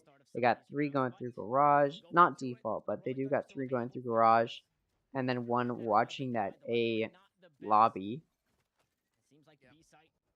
Zeldris gonna do his usual where he dashes up and into B. Doesn't spot GMD. And Becky gonna know where Zeldris is because he does the same thing every time and gonna take him out. Jonah gonna be able to take out Corey. 4v4 now off of that pick from Jonah. GMD gonna take a little bit of damage from that Nanostorm. He's going to TP in, just going to get taken out by Nilias. Jonah going to be able to pick up that Phantom. Good gun there for him. Now it's a 3v4 for TSM. Jonah able to take out 7 and Kenpeki. Going to spray through that smoke. Not going to be able to find Nature. Nature is in that smoke, though. Good double kill there from OR, making it a triple. Or 3 kills for Jonah. And Nature's now going to get concussed. TSM needs to play this retake. Nature has the money to play this retake, so he should. OR, off of this light buy, is in a good position. Nature going to get Nilias as he's turned around. Going to be able to take him out. Sofa Dart comes out, and that spike's about to initiate. And good round there from OR. You see that thrifty, because Jonah was able to pick up that Phantom and get a double kill with it, which pretty much secured them that round. And that was a save round for them, which means winning off of that save is going to secure them a nice econ moving into this round. And it should secure them a decent econ the next round too, meaning this round, the 11th round, and the 12th round should be decent econ rounds for OR, as it should be for TSM, who still has a very stable econ. And now it's just to OR to win 2 rounds in a row to try and tie it up moving into the next half. Full buys from both sides. We'll see what OR decides to do. They play that Sentry, expecting maybe that op that op to be watching B, but it's actually short. OR still is yet to go short. TSM expecting it though has 3 watching A. That Astral Wall comes out. That Killjoy Lockdown comes out. That Nanoswarm is pushing them off. That Sova Hunter's Fury is going to come out to get that kill on Jonah. Nice. As that spike goes down, the wall's about to drop. OR does need to start to figure out how they're going to play this positionally. Zeldris pretty exposed here on this box. It's going to decide to drop down, but that's going to make some noise. It's going to push out this smoke. Able to connect on Kenpeki. He's going to take him out, making it a 4v4 now. Ooh, 7 going to be able to take out Lear through Garage. Zeldris with a flank is going to try and take him out. Pure VNS going to take out 7 as he peeks out. Corey going to be able to take out Zeldris. It's a 3v2 for OR. Not great for them. Ooh, Nilia's going to be able to take out Nature and GMD. And now it's just down to Corey, who has an op. He may just want to save and not give to OR. That spike's about to go off. Doesn't have time. Really nice round there from OR. They could be looking at some nice round momentum here to win another round and tie it up. Like I said, they needed to tie it up. They needed to win 3 rounds in a row, and they're starting to do it. Could they win another round? Maybe. I mean, now they're econ solid. It obviously is the last round, so it's not something they're going to have to worry about anymore. TSM still going to be able to full buy as well, having a pretty solid econ. Corey saved that operator, a good choice, because he wouldn't have been able to buy another op. And now it's just whoever can play this last round better. We'll see what OR decides to do. It looks like they're going to be pushing it to A. Potentially, we see that Hunter's Fury come out, try and make some contact, but it doesn't hit anybody. Gives them vision on where TSM isn't, and that's enough for OR to back up and move towards C. That Killjoy util is there. GMD uses its ult to get that vision and confirm that OR is pushing onto C, so now TSM knows. Nilia is going to be approaching Garage Window, going to get taken out by 7. This is mid-jump. Going to give TSM this 1-player advantage. That spike is down, though, now, so it's up to TSM to play retake. See that blind come out. It's going to blind Jonah. That flash comes out to play CT. 7 does spot Zeldris, who was looking at Garage. Now going to have to back up and play C long. Pure VNS going to be able to take out Nature and GMD, but GMD is going to be able to take out Lear, while 7 and Kenpeki each get kills, and it's just down to Zeldris to play this. Going to be able to take out 7 and Kenpeki, and now it's a 1v1. There's an op, though. Corey has an op. It is half. And Zeldris going to be able to take out Corey. Very nice clutch. Like I said, or like we've talked about, OR has ended up in quite a few clutch situations throughout open qualifiers, and in fact throughout the history of their org and throughout the history of their team, and usually they don't win them. I think the stat was something like 18% win rate. Not great, and that was one of those wins, defying the odds. Able to get that win. Very, very nice there from Zeldris, the new player for OR. or not the new player for ROR. Sorry, TSM had the new player. That's my bad. A nice play there from Zeldris, though. Is going to be able to tie it up. They won those 3 rounds in a row that they needed to, making it 6-6. And now it's tied going into the next half. A very, very close game. TSM did take the advantage pretty quickly, but OR was able to get it back. That Sova Dart comes out A. And off of that Sova Dart, Zeldris actually pushes up. He's going to spot a few players, able to do some damage to Nature, but not able to take him out. Nilias is going to spot 7, but not able to take him out as well, as he's jiggle peeking that. So, Nature, very low on health, is going to give OR just a little bit of an advantage, but still 5 players for each team. TSM now entering. Nilias going to be able to take out 7. Ooh, and GMD. Nature's going to be able to push out and take out Nilias, but Pure VNS going to finish him off. Kenpeki and Corey each going to get a kill. Going to make it a 2v2. TSM does not have the spike down. Kenpeki still has the spike, and he's pushing. Corey going to be able to take out Zeldris, and now it's a 1v2. They should just plant the spike off of this. Corey is very low on health. And it's just down to Lear, who's coming in through CT. He's going to see both of them. They may just push together. Lear's going to be able to take out Kenpeki, and now it's just down to Lear to take out Corey, who's very low on health. On this pistol round, OR did win the first pistol round, so will they be able to win the second? We'll see. Gonna have to push up. Corey is in garage. Lear gonna have the spike and stick it. He's gonna be able to get it down. Corey was expecting him to get off the spike, but he didn't. Pros don't fake. Lear was able to stick that defuse, get off, and then take out Corey. Another pistol round to OR. That's the second pistol round they've won. We'll see if they can continue that streak. In any case, they've won that round. And they should win another round off of that. This is exactly what we saw in the first half, though. And DSM was able to take some sort of an advantage after that. So maybe TSM can come back from this. TSM still has 2 of their timeouts, so you know they're not worried. We'll see what OR, OR should be able to win this round. We'll see how TSM decides to play this. And if they're able to do good econ damage to OR. OR doesn't spend too much of their money, though. Zeldris still maintaining a lot of econ. PureVNS trying to watch B, and it looks like TSM is actually pushing through B to A. PureVNS able to take out Kenpeki, but Nature's just going to trade that off. Nelia is going to push through that breach util to get 2 picks on Corey and Nature. Jonah going to be able to take out GMD, but 7 from behind is going to take Jonah out. It's a 1v3. Not going to be able to do anything to Nilias, who has a Spectre. Going to win OR another round, just like I said, and TSM wasn't able to do too much econ damage to OR. Only able to take out 2 of their players, one of which was Zeldris, who did not force buy there. So econ is pretty decent for OR right now, and it's going to be easy for them to restabilize. TSM should just win this round, though. They did just have a save round, so they should win this full buy round.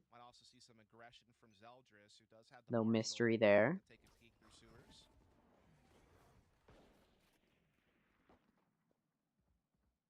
Alright.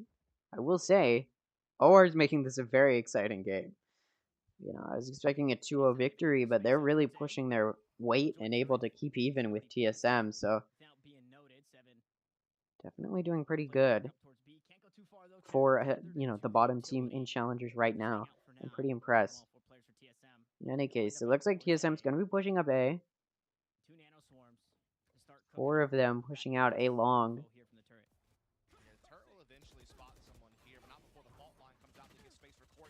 Corey trying to entry, but takes quite a bit of damage. Now down to 4 health. Going to try and take out Nilias. Not going to be able to. Nature's going to take Nilias out, but Zeldris going to be there to finish off Corey. Lear going to take out 7. Lear advantage is in OR's hands. Not the gun advantage, though. Lear does have a gun. I believe he's able to pick it up. Util does come out, and we see that drone coming out to try and get some vision. It is going to be able to spot. Kenpeki's going to be able to take out Zeldris in heaven.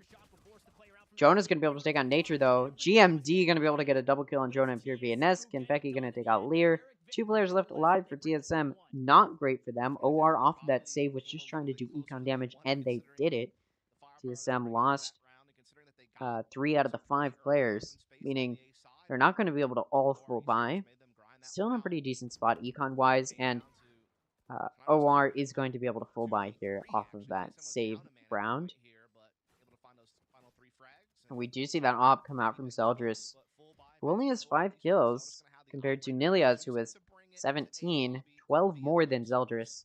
Zeldris definitely trying to get even with Corey here. And playing that op very aggressively and short. Nature sends that arrow out, which is going to detect Zeldris, and he's going to get shot through the smoke. Down to 17 health now. Zeldris just trying to get away, able to. 7 hoping they'll push out there, but they won't. OR has backed up. Zeldris is now looking to push it. With the op. He's going to be able to take him out. No, 7's just going to take Zeldris out. Zeldris' op is useless for TSM, or is useless for them now. Ooh, Lear going to catch 7, who's not expecting him to be there. As Corey is just going to start pushing onto site. Oh, wow. Okay, so Lear was flashed. Or sorry, Jonah was flashed. Corey didn't find him for a while. Coming out of that flash, Corey was able to take Jonah out. It's now a 4v2. And it looks like OR is going to save. Definitely the safe move here when you down this many players.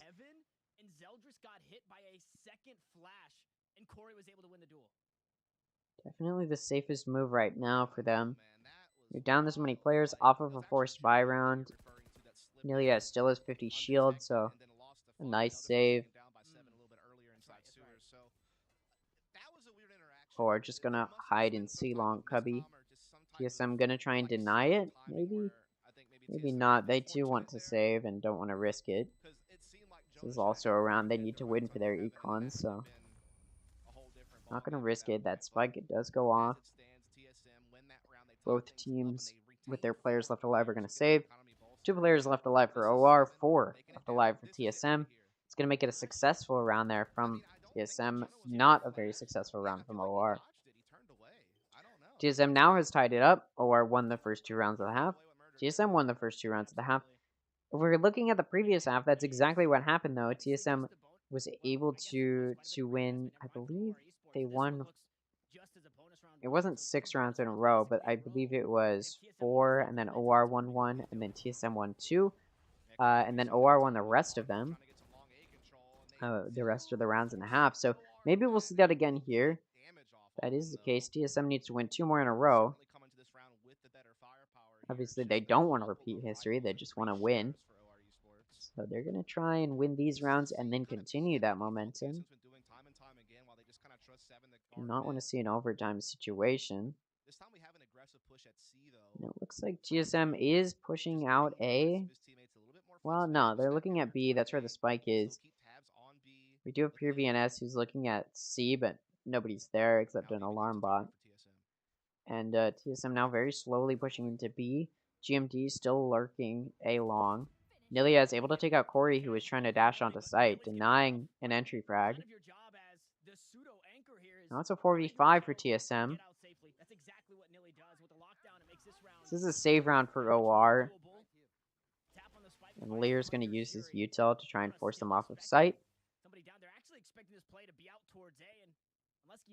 Now, and now TSM is going to start pushing towards A. Nature is going to be pushing through A link. Will OR be ready for that? We'll see. 7's shooting through smoke. Nelia is able to take out Nature. Was expecting him. Zeldris able to take out GMD. Kenpeki and 7 each able to get a double kill. Lear going to take out Kenpeki. 7 going to take out Lear, and it's now a 1v2. They're going to let him get the spike down. So 1v2 for TSM. Niliaz and Pure VNS, the two who have been able to win so many rounds for OR and were so instrumental in that first half in gaining OR some econ momentum. That spike diffusal starts coming off as that smoke goes down. Niliaz waiting, or sorry, Niliaz came around, I believe, from short around long, able to take him out. And score's now 8-9. So TSM was not able to redo what they had done before. And now OR. Now OR is going to be in a little bit of a difficult position. Or sorry, now TSM is going to be in a difficult position. Their econ is starting to waver. They are going to be able to full buy this round, or also able to full buy, excluding the operator. And we'll see. We'll see if TSM can win this round and carry their econ momentum. That smoke comes down. GMD is going to be looking at short. The detect comes out from that arrow. That op is looking down a long, but that smoke's just going to allow them safe passage down short. Lear's going to spot them and just back up. Knows there's at least two, probably.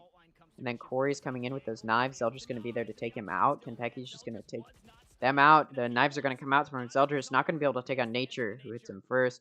Now it's a 4v3. We're in a little bit of a difficult position. TSM using their util to try and secure this. That Killjoy lockdown comes out, but that Hunter's Fury comes out as well. It's a 1v4 for pure VNS. No lockdown. Almost every single one of TSM's ults was just used. Yeah, the big thing about that is TSM's able to do that without having to use their own lockdown. So yeah, they use Hunter's Fury to cancel out the other, but they still have their own lockdown in play for the next round, which is kind of nice that they didn't have to spend it here in this moment. No, or I guess both teams used the same amount of ultimates. Now pure VNS going back to their C-Long Cubby to save, saving that Vandal. Give me 1 second. Economy is going to be the name of the game here. Not a lot of it for OR Esports. Nilly able to buy a rifle. Pure stays one, but outside of that, it's slim pickings. Now Jonah does have Rolling Thunder for retake, which could be huge. Alright, off of that round win, TSM's econ now going to be in a better spot. OR, who did buy, full buy, Zeldris pulled out that operator. Didn't really pan out, was able to get one pick with it, but then pulled out their ult, wasn't able to get anything with it. It's going to be a difficult situation for OR.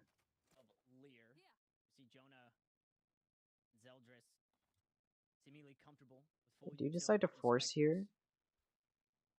Not the worst idea. Do you just want to try and secure around win? TSM playing very slowly. And OR, who's not really watching mid at all, is going to give up mid control to TSM if TSM does decide to push through to B, but they don't. Really pushing the two that are watching A. Zeldris does have the Spectre. That drone comes out, going to spot Zeldris. That Breach ult comes out as well. Zeldris going to be able to take out Corey.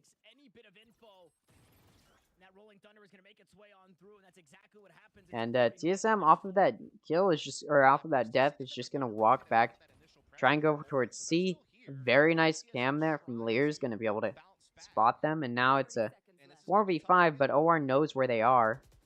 Lear able to get that pick on Campeki while Pure VNS takes out Nature. 7 able to take out Jonah, but Lear going to trade that off. GMD not going to be able to win that 1v4. Going to get taken out by Zeldris. A nice force there does pay off for OR. Able to pick up guns now.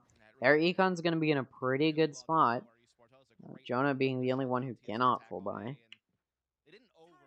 But TSM still in a decent spot econ-wise. Not the best spot off of that round win.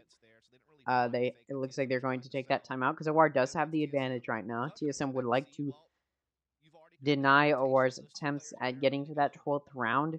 TSM definitely does not want to go to an overtime, especially in the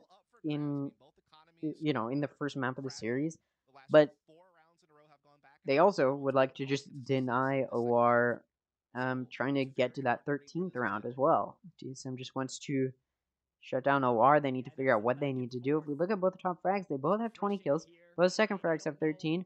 Both third frags have 12. And actually, OR has less kills overall. I mean, if you look at those bottom two players, they have less frags than the bottom two players for TSM. And yet OR is winning just simply because they've been able to play smart and have been able to secure some good round wins. And it's paid off. TSM obviously has better econ because they've been able to secure so many kills, but Now we're starting to see their econ start to falter, Nature not being able to full buy. Well, at the same time, Nilia's not able to full buy. Gonna have to go with a light shield. But Nature has full shield and a stinger. Will he be able to use it effectively? Get that Omen ult. Very basic into the defender side spawn. GMD gonna catch Zeldris and Jonah off guard. Getting helped out by Corey there. PVNS gonna be able to take out 7 from C Long. 4v3. Not difficult for OR to come back from. Checking CT with that Owl. Gonna get some vision. And Pecky pushing with Nature. Nilia's going to be able to take out Nature. Kentucky going to trade that off, but Lear going to take out Kentucky. So it's a 2v2. And Lear does know where GMD is. Going to be able to get that vision. GMD is in B, leaving the spike entirely. Corey is watching CT. Going to be able to take out Lear, who doesn't expect Corey to be there. Corey then just going to turn, take out PRVNS, make it look easy. Taking another round. Score's going to be 10-10. TSM off of that timeout was able to win another round. Was able to take advantage of OR's very weak mid control, especially when talking about Garage. Had a very weak Garage control, and TSM was able to take advantage of that. That timeout was that advantage taking that they needed to tie it back up, gain themselves a little bit of econ. Now both teams need to win this round to ensure a stable econ. Both teams would be in a bad position if they lost here. See TSM pushing A pretty aggressively. Nobody's watching long for OR, but we do have that Killjoy setup. And Spike on 7 is going through short. The attack with Killjoy comes out. That lockdown comes out. As well as the Rolling Thunder to try and gain control, which they will be able to. Those in heaven are going to be safe, but they're going to try and wallbang them. That spike comes down right as that lockdown finishes. TSM has a pretty safe hold here. It's still a 5v5. OR has 5 players to retake with. No picks yet for either team. Now that Astro Wall comes down for OR to help play retake, Nilia's going to be able to take out Nature. And also Corey, while Kenpecky trades that off. GMD going to be able to get a double kill, but Zeldris going to trade that off. Now Kenpecky's going to take out Zeldris, and it's a 1v2 for Lear. Stuck in a little bit of a one-way. You can push Kenpecky here, who does here and decides to flash. While Flash, Lear's just going to get taken out by Kenpecky, who just peeks a little bit outside of where he's shooting. That's going to be another round to TSM, and like I said, both teams needed to win that round to secure themselves a stable econ. OR not going to have a stable econ now. Now going to have to save. TSM going to be in a nice position now. And OR decides to take their final timeout. They took one in the first half, and off of that timeout, were able to win 3 in a row to tie it up. So it did prove effective. TSM just used their first one to secure that previous round, that 21st round. So now OR trying to counter that timeout by using their own, figure out what they need to do to outplay. I mean, again, OR still has less kills than TSM, and yet they're still able to hold it pretty even. Or able to play pretty well. That's the question. Like, how much do they want to invest here? What type of play do they want to try to see if they can tie this thing back up? I mean, TSM this one's going to be so difficult. Definitely in a decent position here. And off of that round, they're going to have pretty decent econ. It's not the most stable. They do want to win this next round to guarantee a stable econ, hopefully for the rest of the half. Hopefully for them. OR looking off of the save round to try and do some of that econ damage and deny that safe econ that TSM wants.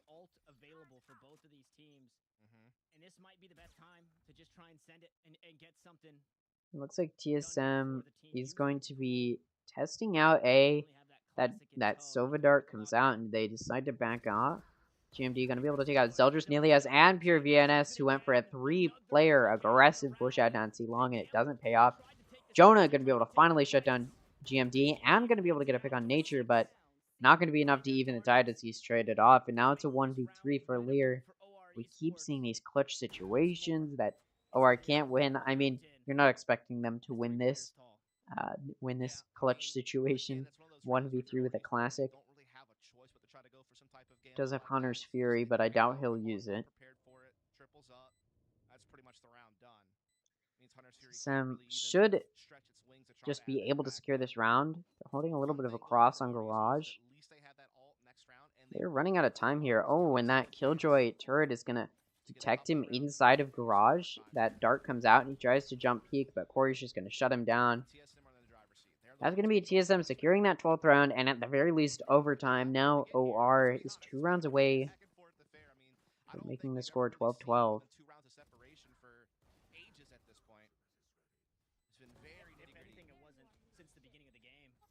Or needs to do something here. They need to hope that they can use their save round, now turning into a full buy, to secure a round.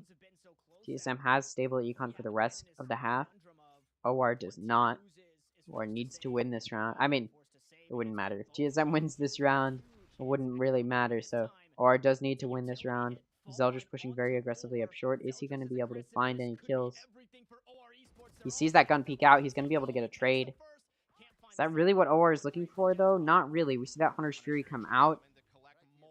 Kenpeki is low on health, but it's not going to connect. Hunter's Fury not going to connect. They just get vision on where where TSM definitely isn't. Kenpeki is very low on health. Soldiers was able to do quite a bit of damage before being traded off. Jonah's watching short, only going to encounter 7, while the rest of TSM is pushed up long and not going to encounter anybody except Pure VNS, who is holding it. And that blind comes out. GMD going to be able to take advantage of that. Jonah going to be ready for that teleport from GMD. That ult comes out from Breach. Just as it does, though, 7's going to be there to take out Jonah. It's a 3v2. OR not in a great position as that spike comes down. Got a flank coming through from Niliaz. Oh, he should have gone long because he decides to go short where 2 of TSM is waiting. Able to take out Kenpeki, but 7's going to trade that off. OR's not looking for trades. They're down a player. Lear knows where both players are now. 7 is just going to finish him off, and that's going to be that round to TSM. OR's hope of keeping it close is not there. TSM is going to be able to win that map, and now TSM is 1 map closer to a victory, now leading 1-0. Next map will be split. Should be said, OR picked this map in particular because they had a good map against Disguise last week, and now they're picking and this next map was picked by TSM because OR had a poor map against Disguised on that map last week, where they lost 13-6. So TSM hoping to cash in on what Disguised was able to. This was OR's chosen map, and they did lose on it, so now TSM has a bit of an edge. Should be pretty practiced on Split as well, which OR proven themselves not to be very practiced at, but maybe the fact that they lost on it would give them that sort of motivation they needed to start to try and pick up that pace. We'll see.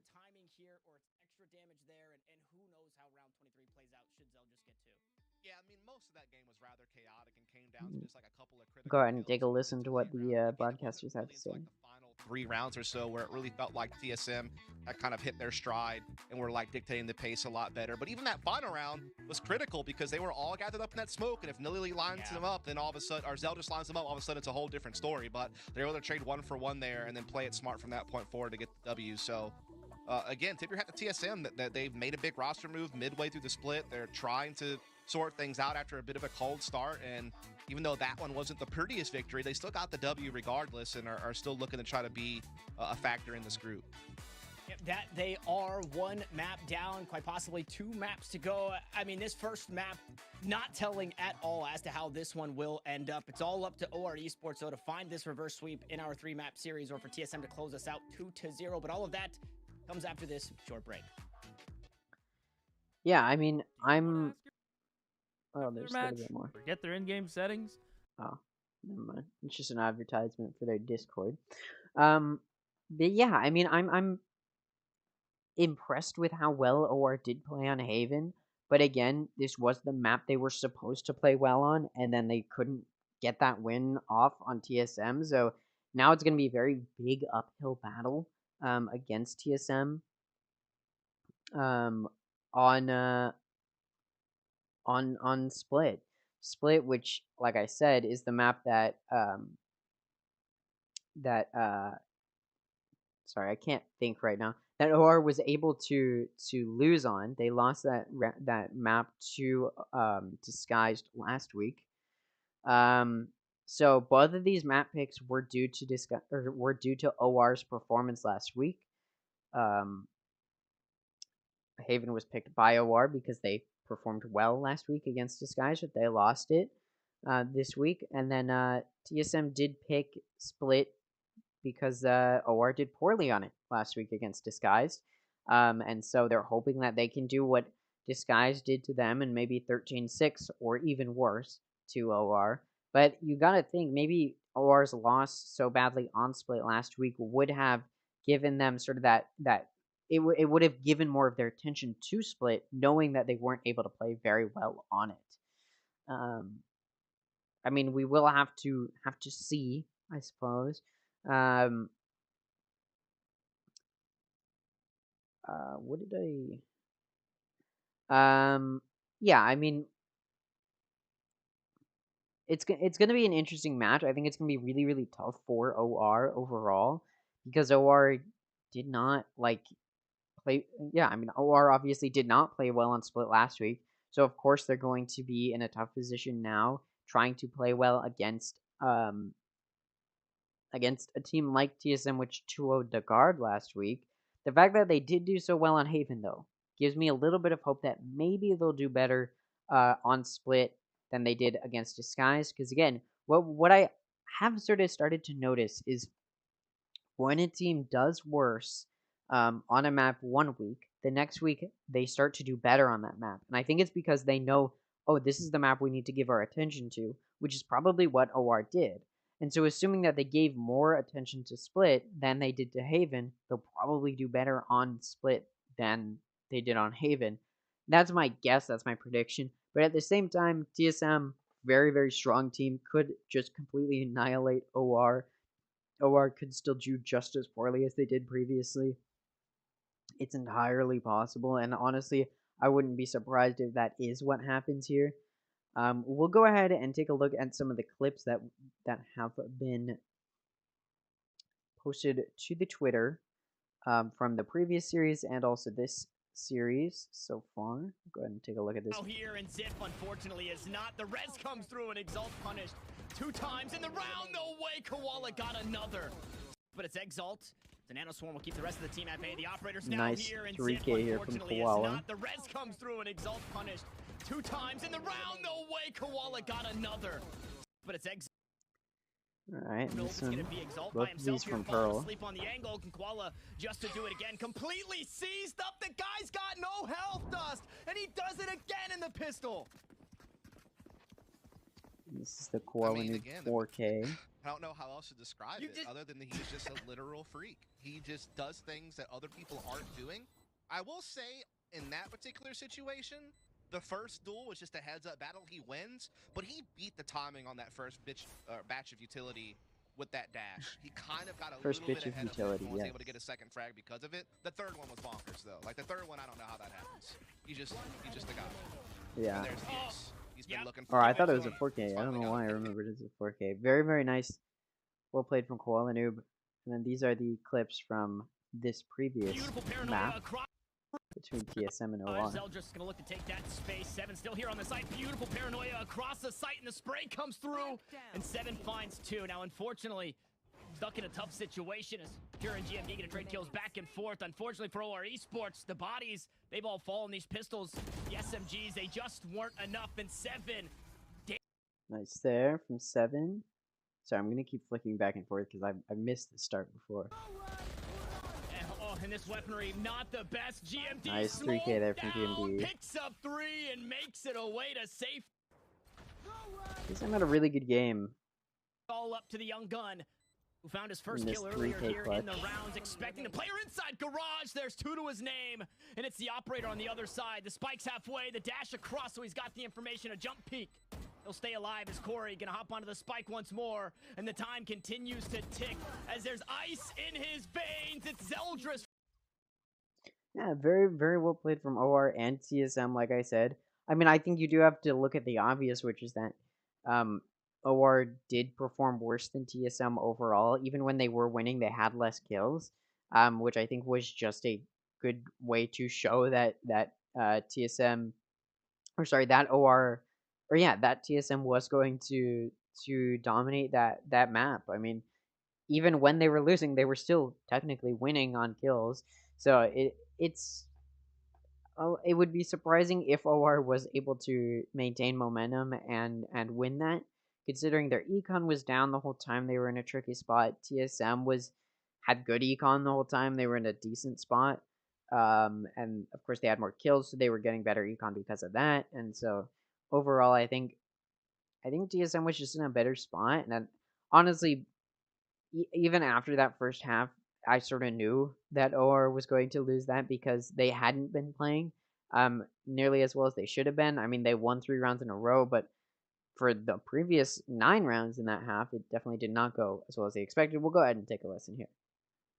In the first map of the series, but Dust, not without a fight. This is what I was saying.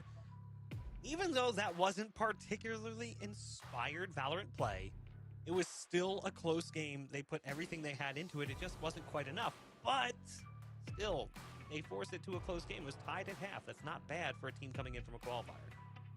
Yeah, certainly not. I mean, I think one of the things that kind of hurt OR Esports there out the gate was it just took a long time for Zeldris to get going. I mean, he has been their best player. Granted, still not stats that leap off the page, but he really has been kind of the guy doing a lot of the heavy lifting. And it wasn't until the very end of the first half of regulation where he had a couple of big moments to help them get a couple of rounds to tie the game up. Like, he had a really big 1v3 clutch to tie it up 6-6. And then from that point forward, it seemed like he was really, more a factor in the game overall. But it was just a wild, wacky game, right? You have 2 aggressive teams, 2 very scrappy play styles kind of going head-to-head. And, at times they would meet very early and rounds were over within a couple of seconds, it felt like. Other times it felt a little bit more played out. There was a couple of, like you said, uninspired moments where people were kind of making some weird mistakes or just kind of like weird gambles. But in the end, like that final 4-round stretch from TSM, they played those rounds really well to close. Like, I have to give them mad props for like collecting themselves and kind of tidying up their play and looking very efficient to close. My favorite type of Valorant is the wild, waving, wacky, inflatable tube-man Valorant, right? When things get a little bit crazy. I was actually, I was telling Bach during the break, a little bit inspired by OR Esports and kind of what they were bringing to the table and some of the changes they were making. And they were heavily pressuring this B side, and although it was really iffy whether or not it was working, I liked this different look of a smoke on top of the box. You smoke A-Link, it allows for Zeldris to get on the site. The problem with that is, in reinventing the wheel, instead of just smoking C-Link, smoking A-Link, and taking the site, Zeldris dashes top box and now can't leave because he's exposed to backside. The box is to his left. He's exposed to C-Link because there's nothing else there.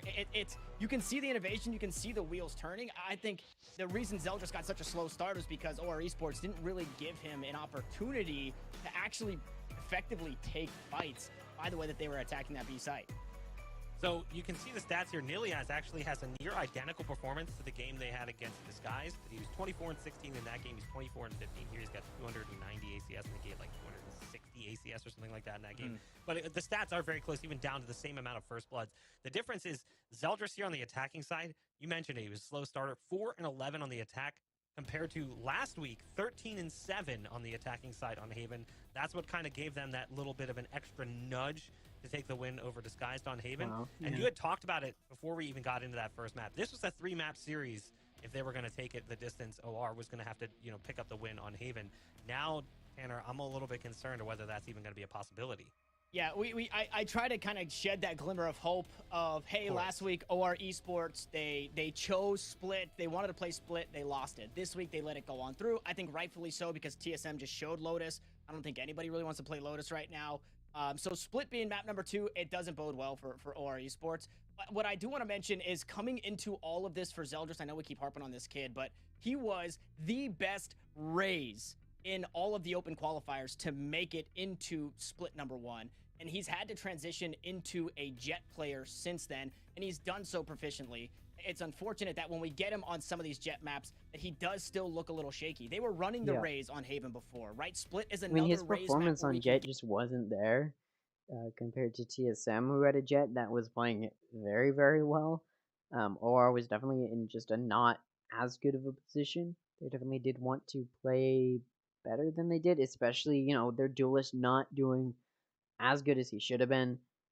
Um, I, I'm honestly surprised that OR did as well as they did, considering the way that some of their players were playing and how inefficiently they were and ineffectively they were. I'm definitely a little bit surprised, to say the very least, and I'm impressed. But I also think TSM played just as well as they should have and just as well as they wanted to. Probably, actually, no, they probably definitely wanted to play much better. Allowing OR to get 10 rounds is a lot of rounds, and probably way more than they expected. But they were able to deny at least one map, and they're definitely trying to make it a 2-0 victory and deny OR getting a one map victory on this matchup here with TSM. What they look like on this map. Obviously, these guys will have played Split in the past, and yeah, Split's changed a little bit, but it's not like a completely turned face on how the map is usually played. Whereas OR Esports, all we've seen is them getting wrecked by Disguised on the map. So, I mean, the sample size is just incredibly small on having kind of a read on these two teams, on Split in particular. Again, you kind of just lean into TSM just because you feel like they have the more experienced players, in general, some of the stronger fraggers in the league. And so you kind of just go off of that. But in reality, as scrappy as that game was, if we see the same thing happen on Split, who knows how it ends. And I kind of want to bring it back to that bigger picture that you were talking about, Bach, where TSM need this win, OR Esports need this win.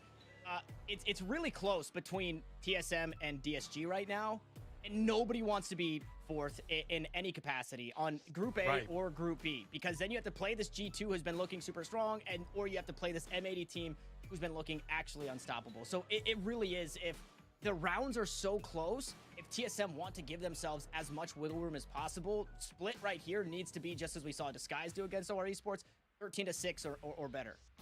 Well, we'll see if that's what TSM is going to bring to the table. Again, OR Esports is jumping into a second map that we haven't really seen much success from them on, and TSM, we haven't seen anything from. I'm told that the agent select is ready. We'll see what both teams bring to the table.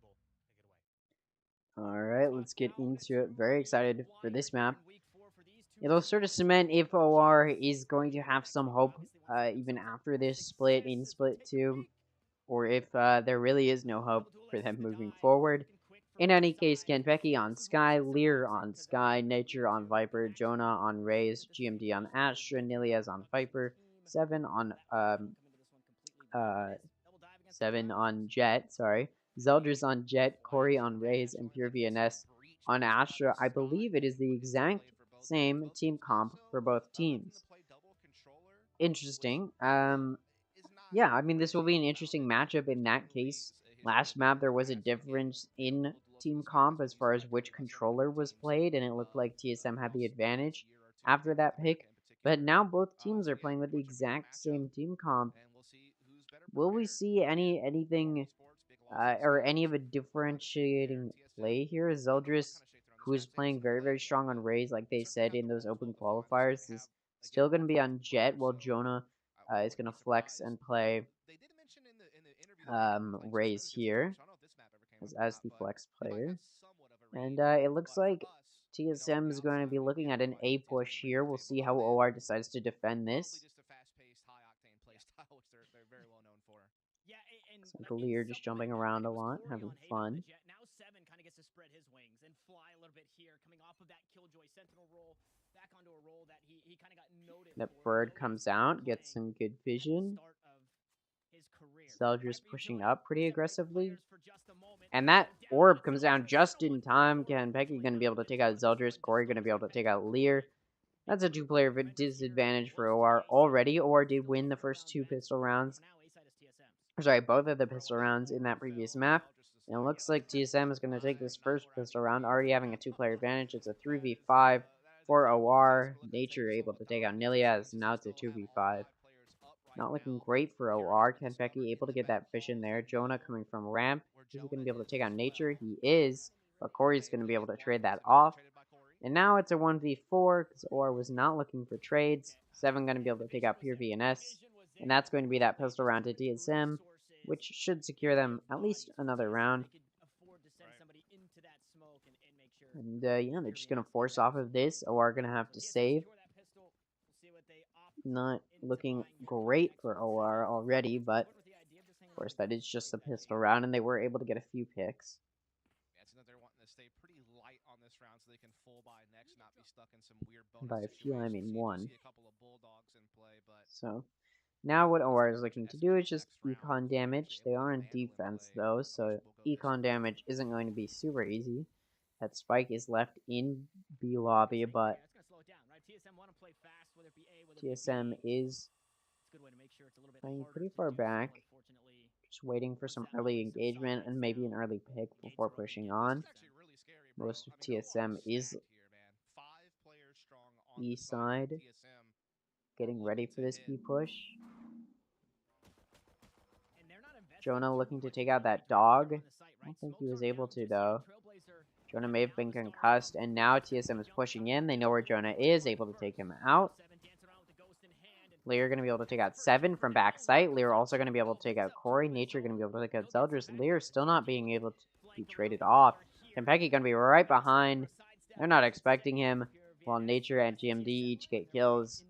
Going to make it 3 players left alive for TSM. That econ damage OR wanted to do was somewhat done, but they definitely wanted to do more econ damage, and already 7's going for that operator. OR TSM actually deciding to force. I'm hoping they can win this round to secure a good econ. If OR can manage to win this round, TSM will be in a very bad spot financially. So OR definitely looking for this win now. Of course, they don't know that the operator is there watching A main. Probably are not expecting it. That op shot comes out. But not before 7 takes a little bit of damage. Gonna get healed up to 100 though. Zeldris challenging it. 7 just gonna take Zeldris out. That Sky heal coming through. That dog comes out. Off of that one pick, TSM may just decide to rotate, which it looks like they might. Nature already looking at sewers as the way to play this. So, definitely not putting all their eggs in the basket of the A side of the map, so to speak, because they're actually all transitioning back over to middle, maybe looking for a mid-B split here. TSM's going to be pushing through mid. Spike going through there. They do have GMD and 7 looking at B main. And Kenpeki's actually moving towards B main. Pure VNS able to take out Corey. Also able to take out 7. And GMD. Nature going to be able to take out Jonah and Pure VNS though. Now it's a 2v2. Nature going to see Lear. Or rather, Nature knows where Lear is, trying to shoot him. Nature's very low on health, 44 HP. Lear only taking a little bit of damage there from those wall bangs. Lear able to take on Nature, who's low on health, and now she's down to Kenpeki in a 1v2. Able to take on Niliaz, who was the person at full health, so now it's a 1v1. Lear going to be able to take Kenpeki out. That round goes to OR, and like I said, it was an expensive round for TSM that they didn't want to lose, and they lost it. So now they're in a little bit of an interesting position. They defuse that spike. They're going to have some... I mean, OR did force that round, though, so their econ's not going to be in a great place, but TSM's not going to be in the best place either. They are going to be in a little bit of a better spot financially, though. Going to be able to probably win this round. They're going to have better guns, but they did have better guns previous round as well. So we will see a little bit of a split push here for TSM. What it looks like. Very similar beginnings. That bird comes out.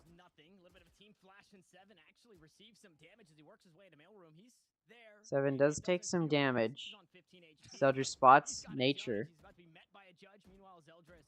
That's good damage on nature. So OR Esports really punishing TSM's investment into that last round. And I mean, the health bars are already so low. OR Jonah gonna get that pick on 7, giving them that player advantage. That Boombot does quite a bit of damage.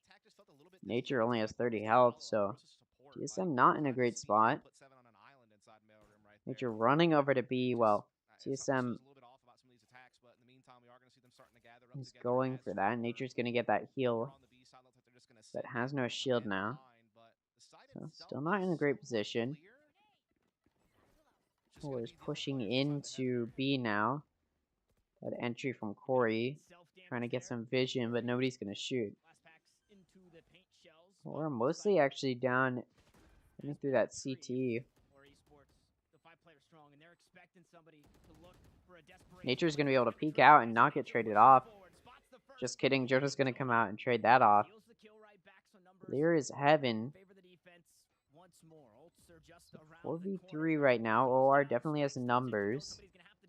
Much better position, but Corey, GMD, and then Corey again are all going to get kills. Now she's down to Lear in Heaven, and they know where he is. Corey looking for that pick. Long range Vandal. Scope down, going to get that headshot on Lear. Going to be a 3K for Corey to give TSM another round.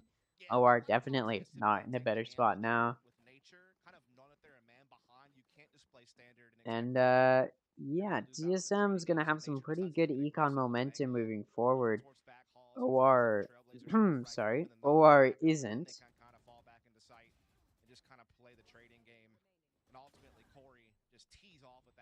TSM pretty up good right now. And they should be able to win the next few rounds, or we're going to have to take an extreme save round here. Going classics, Frenzy, and a Sheriff. And TSM's going to try and force OR off of that push out, which they're pushing pretty heavily. That Sky heal is going to come through. And TSM now rotating over towards A. OR did have 3 pushing up pretty aggressively towards B main, so it's going to be a slow rotate for them towards A. As TSM is now pushing into Heaven. And now onto site. Zeldris going to get taken out by GMD. Now it's a 4v5 or done on numbers. And ult comes out from Nature. Nature going to be able to take out Nilias, and now it's a 4v5. Or sorry, a 3v5.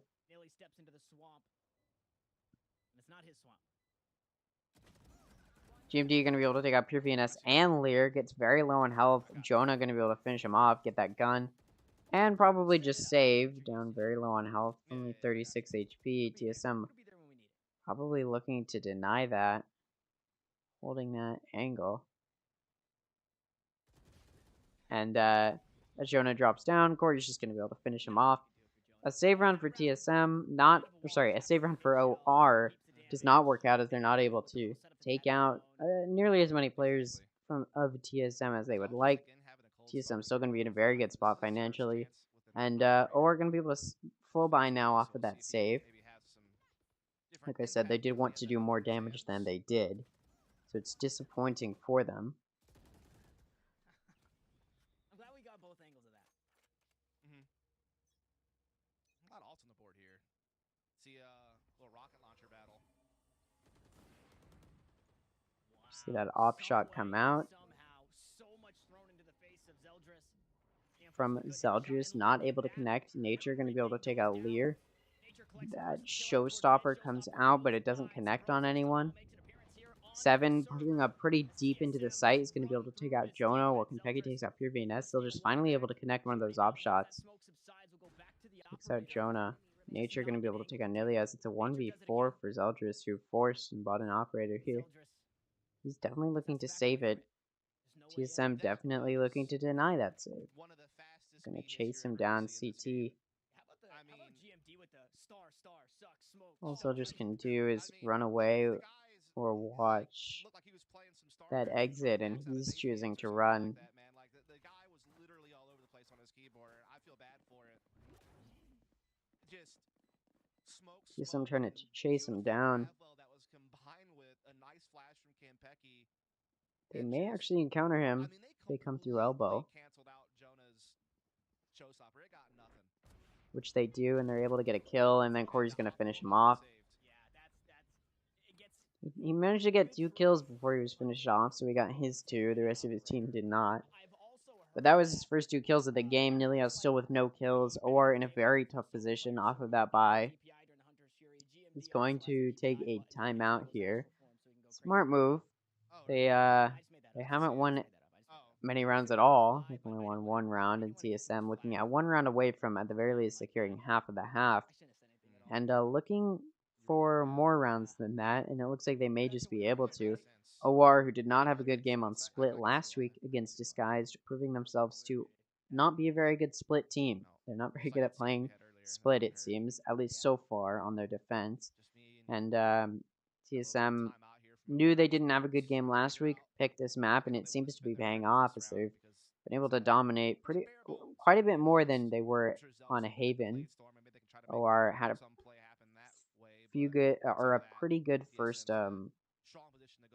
half on Haven, which they have not been able to replicate here on Split. So definitely made a good choice here and are looking at gaining as much of an advantage as possible going into the next half. And they should be able to win this round. OR does not have very much money at all. You see Stingers and Light Shield, a Classic and Full Shield for that Jet ultimate. We'll see if he can connect with it. Looks like he's going to be watching mid. Looks like TSM's mostly going to be looking at A. Spike is that side, but they do have 2 watching B. Nobody from OR is pushing that, as they do see that Viper wall come down on A and decide to start rotating and looking at mid. Maybe able to get some picks there. The bird comes out to watch A. Not going to get anybody, though. There's only 1 on A for OR. Not really entirely sure what they're doing. They've got 3 going through mid. They're going to encounter GMD, who is not able to get a pick. And will Nature back on? Or sorry, not Nature. Will Corey back up off of that? Probably. The rest of OR is now pushing towards A, which is where TSM is pushing, so really not a bad decision. They hear the noise. They hear the dogs coming through. Now they're rotating in. The knives on Zeldris are out. Watching ramp. Kenpeki going to be able to take out Lear, making it a 4v4, denying that player advantage. Jonah's going to catch Kenpeki in sewers, and that's going to be spiked down.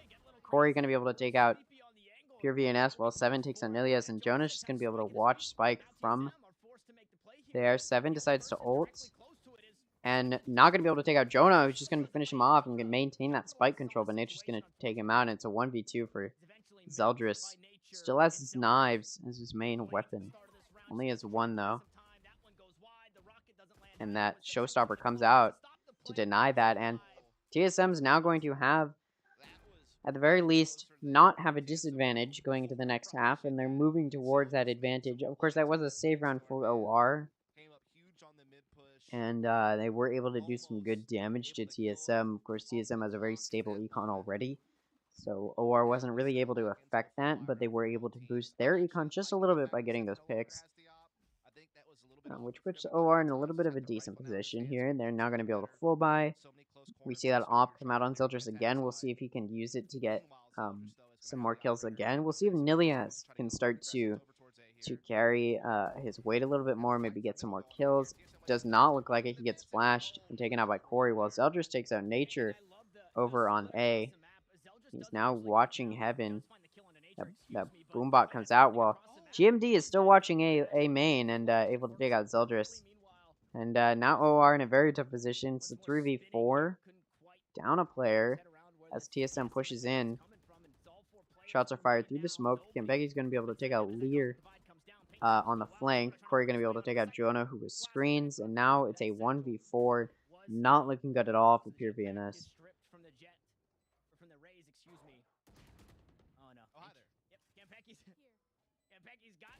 7 gonna dig out Pure VNS. Very, very nice round there for 7. And yeah, scores 1-7 now. Definitely not looking good for TSM.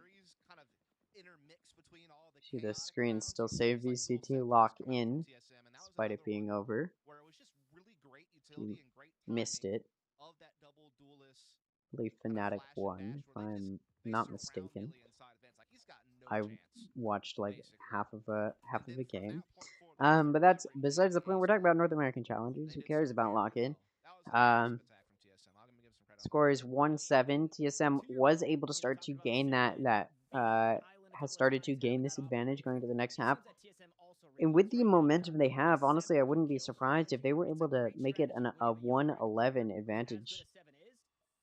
Doing to disguised what M80 was able to do, but to OR. If that makes sense. M80 was going into the second half of the second map up 12 rounds. And so I'm definitely looking to do that similarly to OR, wanting to go in with 111. OR proving themselves to not be able to play well on split, just as TSM was hoping. I did have a theory that maybe OR not having played so well last week would have gotten better over the course of the past week, but that does not seem to be true.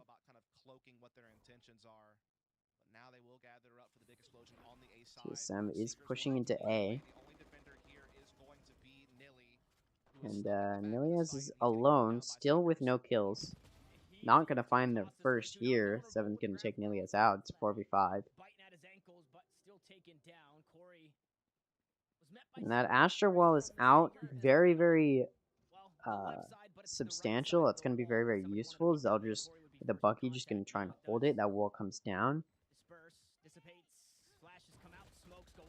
VNS going to be able to kill 7. Kenpecky's going to be able to take out Zeldris. Jonah going to take out Kenpecky. Corey going to take out Lear. Jonah going to take out Corey. It's a 2v2 right now. OR down on health. Not going to be great. They start to stick that spike.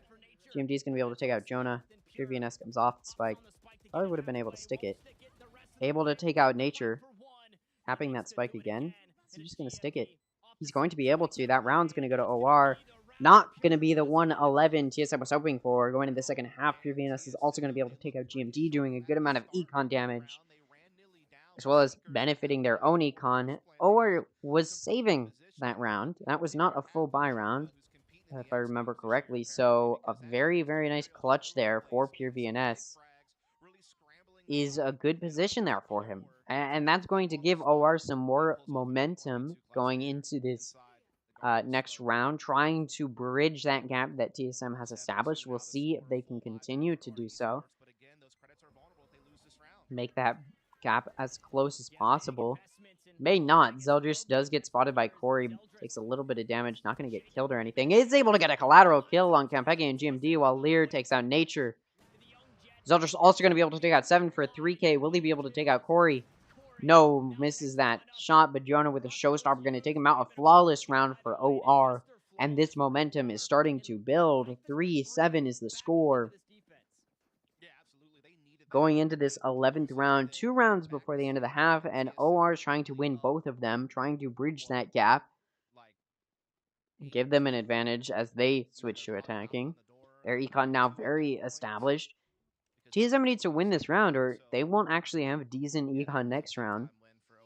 Not all of them will be able to full buy, so they definitely want to buy this round. Win this round. 7 does have that operator. Trying to get a pick with it, but not going to catch anybody as VNS does back up. Off mid on Zeldris. Not going to catch anybody. TSM is focusing more towards B. They did lose pretty hard on A, so it makes sense. In fact, twice in a row. Could have been red there from OR, and that's what was going to happen, but they decided to play it safe and play pretty split. Not too many people on either side. More focused towards B now, as they've got 3 on B. 1 watching mid through heaven, but still. PVNS does get spotted, and 7 tries to connect a kill. Not going to get it, though, and PVNS just smokes it off. TSM looking like they're going to back up off of that. Probably a good choice. OR, who stayed stationary, knowing that TSM may just want to rotate. Yeah, TSM, who has stayed stationary, knowing that the rotate might happen. Nilia is going to be able to take out 7.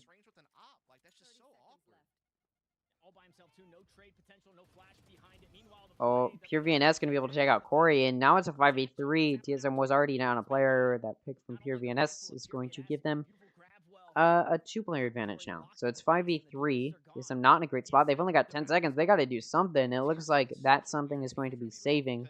A good choice for them. As again, like I said earlier, they needed to win this round to secure money the next half, or sorry, the next round for that last round of the half. All 3 of the remaining TSM players are going to be able to successfully save their guns, which means TSM should be able to full buy. Not quite 7, not gonna have full shield. Nature not gonna have full shield, but for the most part, good buys. Zeldris has that operator and also knives. TSM wants to take this timeout. They want to use their timeout because they still haven't used it, and they, you know, probably they don't have to use one per half, but they, you know, that's a smart thing to do. And off of a nice win streak here from OR, 2 rounds in a row, they definitely want to.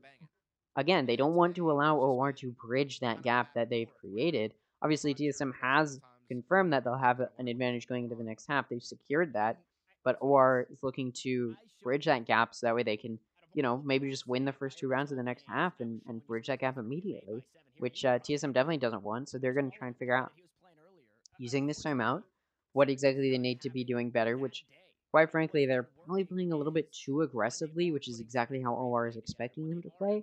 And then they're also taking this as well to figure out, you know, how do they play next half? Because, of course, they're not just going to use a 1-minute timeout for 1 round. They're definitely going to be looking at how they want to play the next half. It's a little bit of a comeback here for OR, who was down, I believe it was it 1, it was like 1-6, something like that, and then they won 1, and then TSM won 1. I'm not entirely sure. It was just on screen and I wasn't looking at it. That's my bad. It's okay. In any case, it's a 5v5. It doesn't really matter who's won what. TSM now doing a little bit of a passive play, hoping OR will get aggressive, which they won't. See that Sky util come out and the dog trying to catch anybody who is vent or heaven or male, but nobody's there. They're going to be allowed pretty much free passage through mid. No mid control from OR as they've backed up. Nature's pushing a main, and if Nilia stays there, he'll be there to catch it. And at the same time, though, GMD is pushing B main. 3 of TSM is still mid, looking at B heaven. They're waiting for OR to push them, but OR's on defense. It's not what's going to happen here. Jonah able to take out Corey, but Nature going to be able to take out Nilius. He's not expecting it. Knows Lear is also there, going to be able to take him out before Pure VNS trades it off. So the player advantage OR would have had has been denied, but then Zeldris comes out, going to be able to get a gritty pick on GMD. He's going to make it a 3v2. 7 and Kempeki now going to have to push solo, just the 2 of them, onto A, where they're able to take out Pure VNS, the only person holding down A. And now it's a 2v2. They were able to even that player count. Both teams a little bit low on health, still just lower on health. He does have knives as well as an operator. And so this retake's not going to be easy. Or sorry, this retake is going to be a little bit easy for OR. TSM not in the best spot right now. Zeldris using that operator we just talked about, going to be able to take out Kempeki. Last round of the half, 7 might want to use his knives, but there's no point. Jonah's going to take him out. And that's going to be 2 players left alive for OR as they manage to bridge that gap as much as they possibly could, making it 5-7. Will they be able to win the first 2 rounds of the next half on their attacking and bridge that gap and get it timed back up? We'll see. I mean, it's been very, very close. I'm very, very impressed with the way OR has been able to bridge that gap and make it a little bit of a comeback. Very nice there from OR. TSM had a very nice lead. I was talking about maybe an 11-1 and must have heard me or something because OR did not want that and has been able to bridge this gap. Unfortunately for them, they let TSM gain the advantage going into this half, so it's still a little bit of an uphill battle to try and bridge that gap, but they're looking to win this pistol round, which should secure them that tie. Some, of course, looking to win this pistol round to, take advantage of take advantage of their advantage that they have in this half. We'll see what OR decides to do, but it looks like it's going to be more towards a B lean, but the Spike, as well as two other players, are going down mid. So it's OR. We've got Lear, Zeldris, and Jonah pushing in through Heaven. Able to get through, but Kenpecky's watching Heaven, going to take out Zeldris. Also going to be able to take out Lear while Nature takes out Jonah. That Heaven push is denied. GMD is going to take out Pure VNS, who is pushing through main. And now it's just Nilias, all alone in B garage. Or not in it, but looking at it in B lobby. Spike is Heaven, so of course DSM is just going to converge. GMD is pushing out. And it looks like Nilias may have been AFK or something. Maybe typing. Maybe they need to call a technical pause. Yes. It looks like that may have been what happened there. Perhaps a little bit of a lag.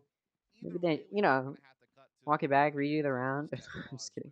Yeah, it looks like AFK or some sort of technical issue, and we're going straight to an intermission, which is interesting. I guess one thing or two things that are a topic of discussion that we can talk about currently during this brief period of intermission, hopefully brief.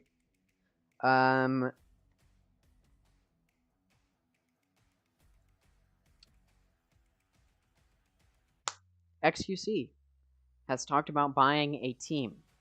What team is he talking about? It's up a little bit for speculation. He definitely, I know in his mind, he definitely was thinking, okay, I want to buy a good team. I don't want to do what Moist, Critical, and Ludwig did, where they bought Breakthrough, who was already not a very good team, but it seems that all the new eyes on them actually decreased their performance. We'll see how they play this Friday. But yeah, XQC looking to... Yeah, it looks like XQC is looking to buy a team. So the question is, and these are the pretty much assuming that he's looking to purchase somebody in any challengers. The two options are, and the first main option is of course Turtle Troop. They are not purchased right now, but if we want to look at their standings currently, not great. They're bottom of Group A. Group A being one of the easier groups, you'd expect, a decent team to be not at the bottom. Decent teams being teams like FaZe Clan or G2, which have been able to secure a pretty massive advantage here. Like I said, you'd expect them to be, if they're a decent team, if they're in Group A, they should be able to play well. Okay, so apparently he DC'd. So we'll see what happens. We'll see how long it takes for him to get his connection back up and running. But we'll go back to the XQC topic. So yeah, he's looking at buying either Turtle Troop, is what most people think he's going to buy, because that's the only team available for purchase, technically. But the other option, and this is the option, personally, I think he's going to go for, because he definitely seems like somebody, first of all, he has the money to pay for the guard. This team is up for grabs, essentially. It's not up for grabs, so to speak, but it is, so to speak, because they have no owner currently. It's just, I believe, it's just some money left to pay essentially for the coach and the players who are left, if I am correct. Like the few players that are left is all that the guard has.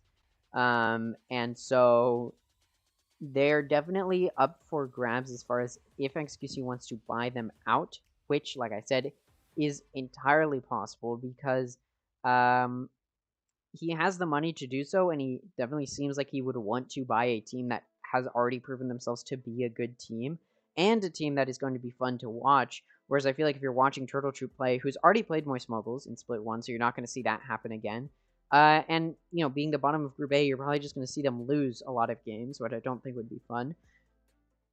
So he could be looking at the guard here. That's currently my guess as to which team he's going to buy. I think he would be willing to spend the extra money to pay for it. In any case, the other topic I was going to talk about, we don't have to talk about. In fact, we don't have time to talk about. So let's just get back right into the game. And we're starting off straight off the bat. And it looks like TSM is 7 just going to immediately get 2 picks to start off very aggressively in A main. As OR tried to push, but Kenpeki is going to also deny that push from Nilias and Pure Venus. Zeldris is already through the screens, but GMD is ready for it. Flawless round there for TSM. A little bit of a weird start there. Nilias did disconnect after, or it seems after that round, and that's why we went to the technical pause. Yeah, right into this, I believe, second round of the half.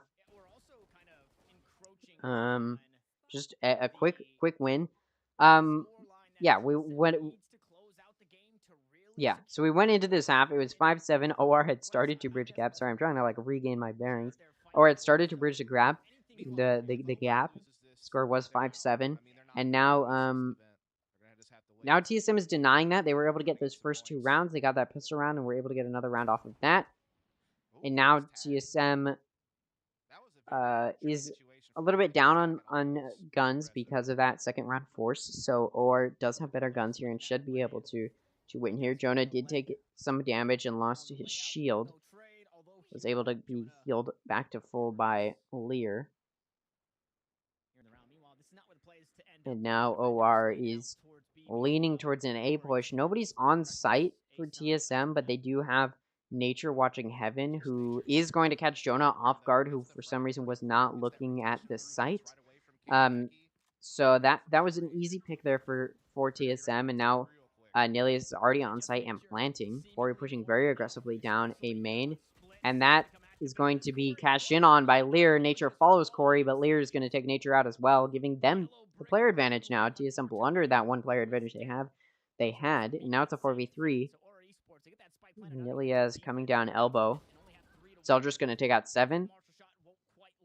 And now it's a 2v4 for TSM. GMD going to take out Zeldris while Kenpeki takes out Pure VNS. They've evened that gap. Lear is still in main, going to get caught off guard, and now it's a 1v2 for Nilias. He's getting pushed from 2 sides, doesn't know where to look. Kenpeki's going to be able to take him out. A nice 2v4 there from TSM. Kenpeki and GMD is going to give them that round, maybe? Very nearly went off with just 1 second remaining. It wasn't really that close then. Not able to play time very well. Nilias was taken out. Gave TSM that round, and that was the round OR needed to win. And it looks like OR is now going to take this time out. Sorry, I thought it was going to be a technical pause for a second there. But yeah, that was the round OR needed to win, and they didn't. So now they're going to be forced into a save round where their econ's not that great. They're in a little bit of a poor position. Nilias only has 1 kill. We saw him have 0 kills for the majority of the first half. Finally able to pick up 1, I believe, in that first half. He's just not having a great map. He disconnected. Maybe there was some, I mean, it could have been like, you know, out of his control, or maybe he just got mad. It's entirely possible. The score is 5-10. TSM has won 3 rounds so far in this half. They did have that advantage, and they've taken advantage of the advantage going into this half, and have been able to increase their score and get closer to that 13. OR, who lost pretty badly on Split last week to Disguised, losing 13-6, was looking to try and redeem their Split gameplay, but TSM, knowing that OR did not play well, picked this map. And it looks like OR has not been able to play well, and quite frankly, looking at the score, looking at the positioning and money where everything is, we could actually be looking at another 13-6 for OR, an identical score. We'll see if OR can try and come back. They're on this save flight by with Stingers. Pure VNS being the only one who is not going to be able to buy next. It's going to be able to buy next round. Jesus. And OR is now pushing in.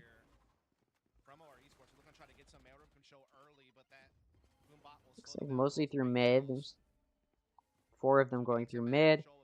Now Nilia is going back for the spike, who's going to take it through mid as well. Or is actually looking like a vent push, and that Sky ult is going to pretty much reveal exactly where they are.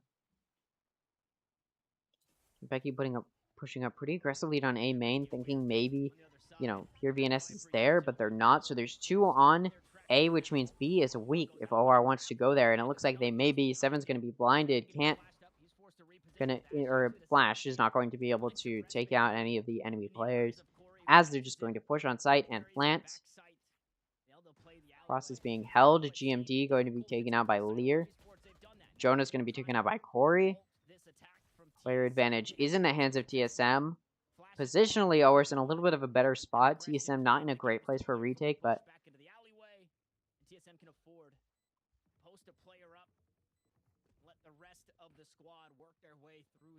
no, Kenpecky's pushing in, making some noise. Nelia's going to take out GMD. And also Kenpecky getting those kills back up. Corey going to take out Nilias. Pure VNS going to take out 7. Corey going to take out Pure VNS. Nature going to finish off Zeldris in that 1v2. Time was not played, and that round is going to go to TSM. It was a save round, and in the credit of OR, they did a decent amount of damage to TSM. So their econ's not going to be in the best spot. They were able to save that operator, though, and off of that win, they're still going to be able to full buy this round. But if OR can win this round, TSM's econ will be in a little bit of a worse off position. They should still be able to buy next round, even if they lose this one, but it won't be a full buy. It'll just be guns and light shield. So if OR can secure this round, they should be in a decent position to try and make a comeback, but they do need to win this round. We'll see if that timeout was helpful. They used both of their timeouts now. TSM still has 1 in case OR starts to make a comeback. 7 is blinded mid with that operator. Flashed again. Both flashes used on 7, and then he smoked off. Gonna have to play back and peek out main. That dog comes out to detect. Corey was watching mid through heaven. Still a 5v5. OR's been playing pretty slowly. TSM been playing pretty passively. When they see somebody, they back up, excluding the players who like to push out A main. But Nilias has not been taken out or given any damage dealt. That flash comes out from Sky. That Vandal on Jonah with those that just gonna launch in there, gonna be able to get a pick and trade it off. So just gonna take out Kenpecky. 7 gonna take out Zeldris. Another trade, so it's a 3v3. Some more trades, and we're gonna make it a 2v2 now. 2v2. Both of our players have been side. Nature going to be able to take out Lear. GMD going to be able to take out Nilias as that ult comes out, denying any hope of that round to OR. And like I said, that was the round OR needed to win. That was their force buy. That would have put TSM in a poor position eco-wise. And they didn't win it. So now OR is forced to force in a pretty bad position. Worse for the wear.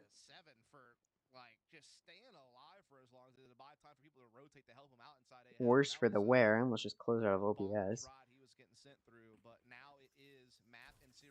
Speaking of worse for the wear. Yeah, TSM OR not looking great right now. And like I said, we could have been looking at a 12-6, but honestly, we could be, a 13-6, but now I think we're looking at a 13-5. Ooh, nice little lurk there from Zeldris, going to be able to take out Nature. Not even going to take any damage. Over on B, though, Pure VNS only has 5 health. It's like a bad shot there is going to force Kenpecky over to give the heal. Along with the spike. Sorry, not Kenpecky. Lear over to give that heal. 7, while that heal is going off, going to be able to take out Jonah. Astra using that util. Lear and Heaven going to be able to take out 7. Corey taking out Nilias. Corey also taking out Lear while GMD takes out Pure VNS. Zeldris takes out Corey. It's a 1v2 now for Zeldris. GMD and Zeldris are both very, very low. Where's Kenpecky, though? Kenpecky's Heaven. Not going to be able to connect. Kenpecky's going to take out Zeldris. That is that second series to DSM. Very short day. 2 2-0s. And honestly, these games were not very close today. The M80 disguised match was very, very quick. And the M8, and the TSM OR game was pretty quick. Probably the OR and TSM was a little bit slower. Tomorrow, I will be late. I should be live at around, let's see, probably around 2:30 or 2:45. So I'll be a little bit late, so I'll probably miss the first map. That game, of course, being between G2 and Turtle Troop, so it's not an exciting game that I'm missing by any means, but I will be missing it. So I do apologize for that. I'll try and be there. I'll try and be back as soon as possible. I just have some stuff to do. The same is going to be true for Friday, though. I will be late back at around 2 or 2:30. Or sorry, 2:30 or 2:45. So I'll probably miss the first map between Shopify and Moist Moguls.